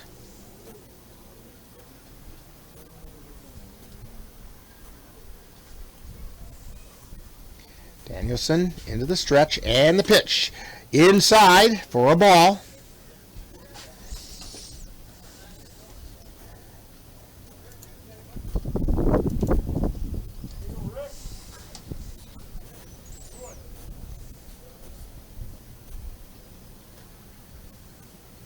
He's in the stretch, looks over at first, and the pitch is a little high for a ball. 2 balls and a strike.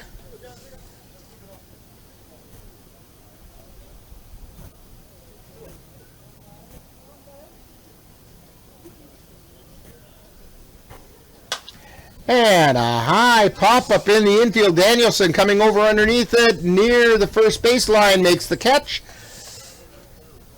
And there's 2 down.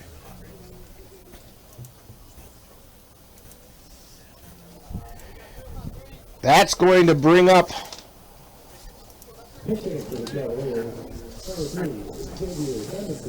Xavier Bembister is going to hit for Mitch Bauer.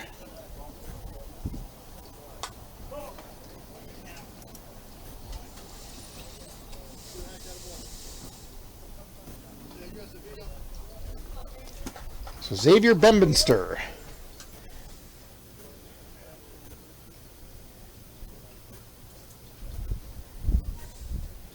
First pitch was fouled back for a strike. The 0-1 pitch is evidently inside that time. 1 ball, 1 strike.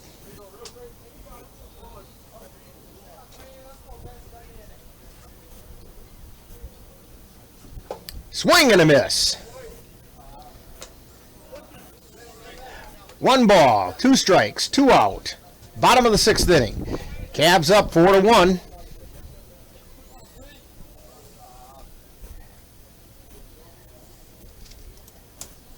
Danielson's pitch is outside, evens the count up at 2 balls and 2 strikes.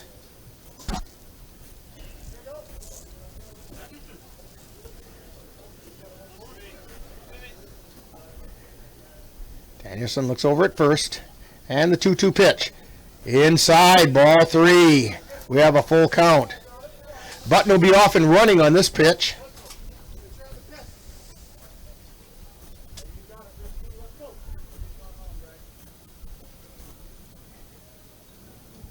Button takes off. Swing and a miss, strike 3. Pretty well pitched inning that time for Danielson. And the Cavaliers get nothing that time around, so we head to the 7th with the Cavaliers on top of the Red Sox by a score of 4-1. You're tuned to Cavalier Baseball on the Northern Light Webcasting Network and NLWN-TV. Let NLWN-TV and the Northern Light Webcasting Network take you out to the ball game.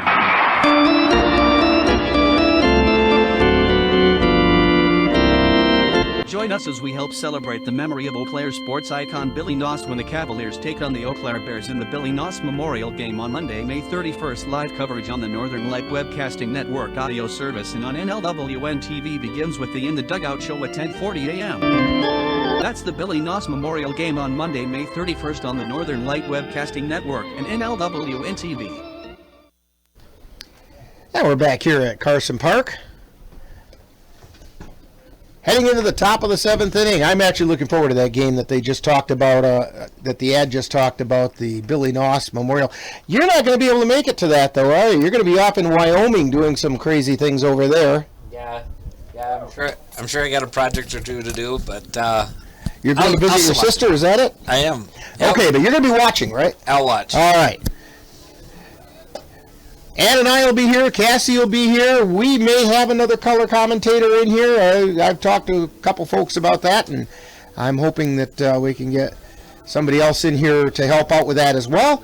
And but we will have the Billy Noss Memorial Game for you on the 31st, on Memorial Day. Remember, that's an 11 o'clock first pitch, so In the Dugout show starts at 10:40 in the morning. Yeah, and all us Eau Claire people know who Billy Noss is. Yeah. As it said in the ad, he is a Eau Claire sports icon. So, starting off the top of the 7th, Bennett Bovey, the left fielder, is up for the Red Sox. Paul Petit pitches, ground ball over to third, and throw over to first. Gulo over to Kapanke for the put out. One down in the 7th.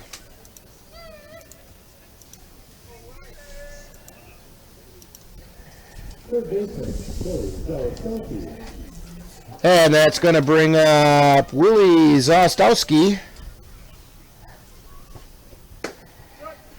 And the first pitch is over the outside corner for a called strike.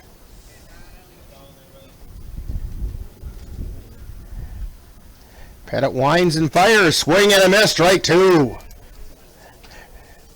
So my imagination, is Pettit bringing some smoke now? Yeah, he's starting to get loosened up a little bit. Pettit looks in,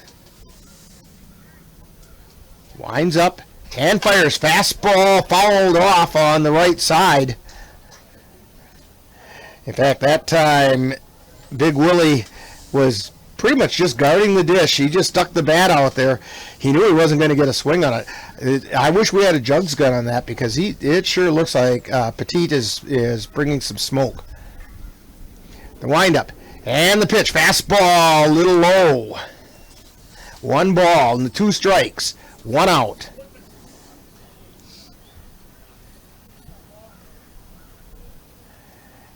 Here's Petit's pitch. Swing and a miss. And he was just kind of sticking the bat out there, hoping to foul that one off, too. For strike 3, we have 2 down. And the last hope for the Red Sox is Nate Stone, who was not at all happy with the umpire's call his last time at bat. Kind of snarled at the umpire a little bit. Even Cassie gave an oh my on that one. And the pitch is high and away for ball 1.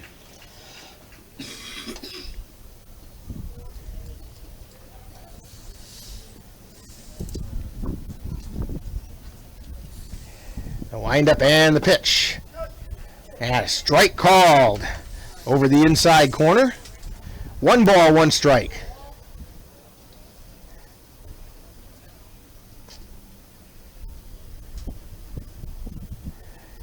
Here comes the pitch, swing and a miss, strike 2.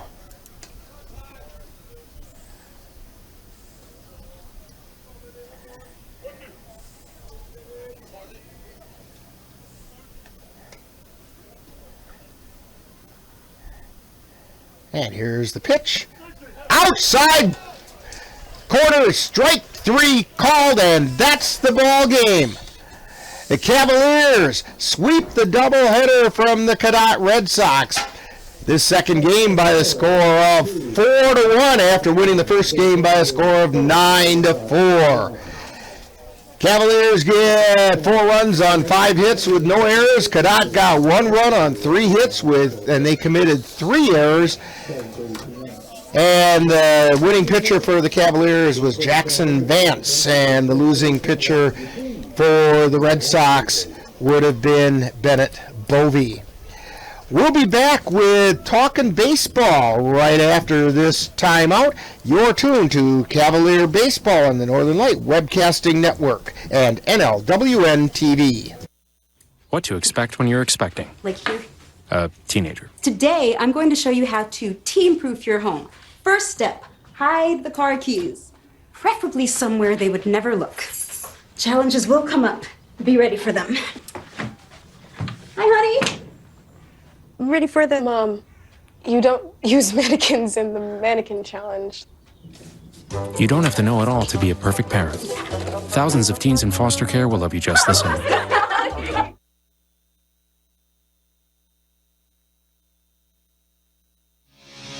You've been watching NLWN-TV's presentation of Eau Claire Cavalier Baseball live on the Northern Light Webcasting Network.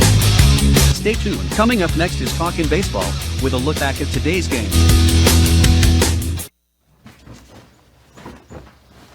Hey!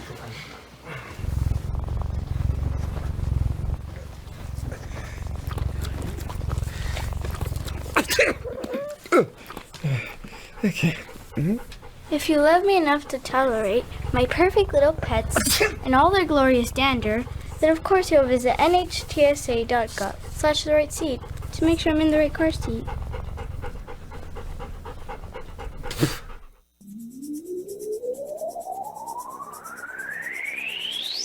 You're tuned to the Northern Light Webcasting Network and NLWN-TV. We use advertising revenue to make this service available to you. If you have a business and would like to get your message out to our ever-increasing audience, give us a call at 715-563-1749. We will be happy to discuss our budget-friendly advertising packages with you. Get your business noticed on the Northern Light Webcasting Network and NLWN-TV by calling 715-563-1749.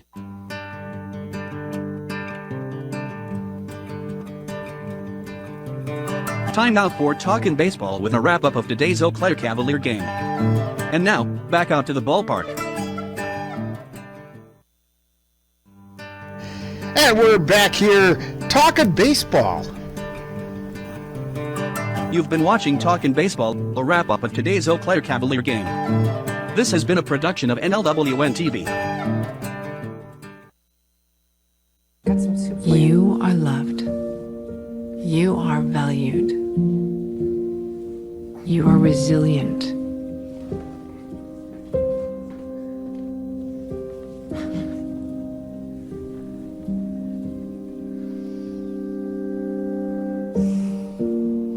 You got this. You've been watching NLWN-TV's presentation of Eau Claire Cavalier Baseball live on the Northern Light Webcasting Network. Stay tuned. Coming up next is Talkin' Baseball, with a look back at today's game.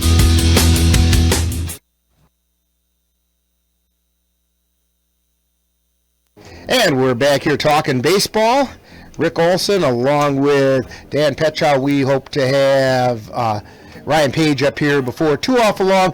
But Dan, you got some summary stuff for us on today's games. Yeah, here's Well, hang on a second. Let me turn your mic on. People can hear you better. Sometimes helps. Yeah, the second game, the pitching was really good. We had Jackson Vance started, and he ended up pitching 5 innings with 6 strikeouts, and then all of a sudden here comes Paul Petit, and he started and he pitched 2 innings and he had 4 nice strikeouts there. So the second game, pitching was really good for the Cavaliers. And like you said, 5 innings pitched, 5 strikeouts. A strikeout an inning is a good average for a player for Jackson Vance. Paul Petit came in and he picked up 4 strikeouts in those 2 innings. That's closer material. Right, yeah. And boy, I tell you what, in the 7th inning, he was bringing some serious smoke.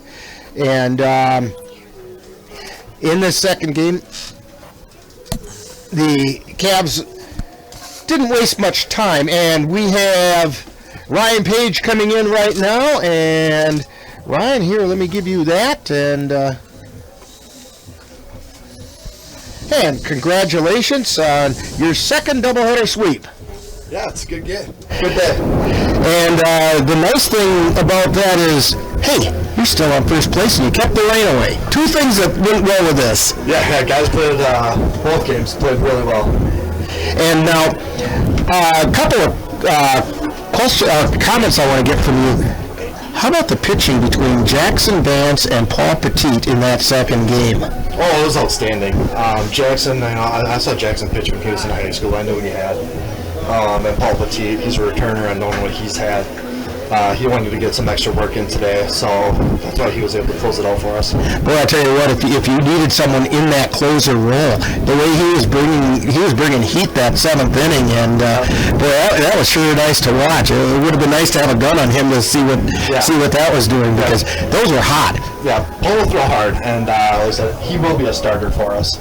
But by the time that Paul told me that he was going to be here today, we already had Jackson ready to go for game 2. So now, I have a question for you on the substitution that you made, and because I know the rules are a little bit different here than they are like for Major League Baseball and so on. When you brought Paul in from shortstop to pitch, you brought at the same time Cole Tyman came in and hit in Paul's spot. Correct. Now, does that mean Paul was going to be out of the lineup for batting purposes? No. So the CRBL does do a re-entry rule. So if the starter gets pulled out for any amount of length of time, that starter can still re-enter in the same spot that he was pulled out for. Okay. So in the same spot in the batting order then. Okay. And then when Zach came in for Halverson, was he coming in? And he played. Did he go in for Halverson then to play shortstop, or? Yeah, he came into that DH role. So the DH was pitching Jackson Vance, DHing Tanner Halverson. So when I brought it in, Zach Stang would have came in and hit. Okay. Yep. Okay. And then Tanner Halverson and Jackson would have been out of the game. It gets a little complicated sometimes. Sure. And I know she had a discussion with the umpire just to make sure everything was on the straight and narrow. And they tried to tell me I couldn't do it, so we had a discussion about that. So. They tried to tell you some things during either one of the games today that you weren't necessarily agreeing with. Hey, let's get a comment real quickly about the game next week, next Monday, the Billy Noss Memorial. You know, anybody who knows anything about Eau Claire baseball knows about Billy Noss, and he truly was an icon in the area, and you couldn't come to a ball game and not get greeted by Billy. And you're playing the Bears, but if I'm not mistaken, this is technically a non-league game? Correct. Okay, so it's a 7-inning non-league game against the Bears. Good crosstown rivalry. A 9-inning game. Oh, it will be. Okay. For some reason I was thinking it was a 7, but either way, it's crosstown rival. This could be a lot of fun and for a good cause. Yeah, definitely. Like I said, when we all heard about the passing of Billy Noss, this is something that us and the Bears put together right away. That very first year, and Chippewa Valley Sporting Goods has been great with us. They actually donated the trophy, so we have a traveling trophy for the teams, and 100% of the proceeds of that game will be donated to Special Olympics here in town in Billy Noss's name. And yeah, Billy was a real big athlete in the Special Olympics. If the Special Olympics were happening and there was softball that was going on, because Billy played softball for the Special Olympics, boy, you would get a play-by-play rundown of that game right after it happened. And that was just part of the charm of Billy. Yeah, I remember Billy from back when the Cavaliers first started. He was here at the ballpark. And so, yeah, we'll be back here for that one on Monday. Well, congratulations. 4-0, first place in the North, and let's just keep it that way. That's what we're hoping for. Hey, and we'll have more of Talking Baseball right after this timeout.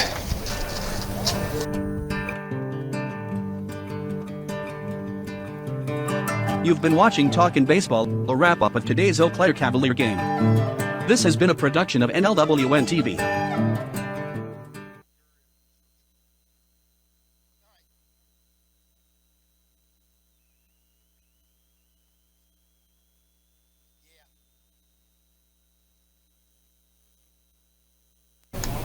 And we're back here with some more Talking Baseball at Carson Park. Dan, what do you see? Yeah, it's good pitching by the Cavaliers today. Good offense in the first game, and it's good to have some of these college players back in the lineup. So. Yeah, in this, I'm looking at the wrong game here. In the second game, the Cavs didn't put quite the number of runs up on the board, but they did. They were 5 for 23 from the plate. Well, I'll tell you what, Tanner Halverson had a big day. He was 1 for 2 from the plate, but scored 2 runs in that second game. And I'm looking to see. Yeah, he did. He had a bat in the first game, but didn't do much of anything with it. But Mitch Voller, oh my goodness, 3 for 3 in game number 1 with 3 RBIs, 2 runs scored. He was 0 for 2 in the second game, but also scored a run in that game. Yeah, Mitch Voller had an excellent game. Tanner Hoffman had a good game. Jackson Vance had a good game. And as both offensively and from the mound. Right. And so, well, you know what? This game lasted just about the right amount of time, because just a minute ago I saw it was actually raining out there. But it appears to have stopped now, just in time for us to pack things up and get out of here. So I'll tell you what, why don't we just decide, well, you go to Wyoming, do what you have to do in Wyoming. Ann and Cassie and I are going to come back here on Monday the 31st, and we're going to have a great time doing some more Cavalier baseball. So until then, this is Rick Olson for Dan Petchow and Gordon Petchow and Monroe and Cassie Nelson. You have a great evening, and we'll see you on the 31st. You've been tuned to Cavalier Baseball and Talkin' Baseball on the Northern Light Webcasting Network and NLWN-TV.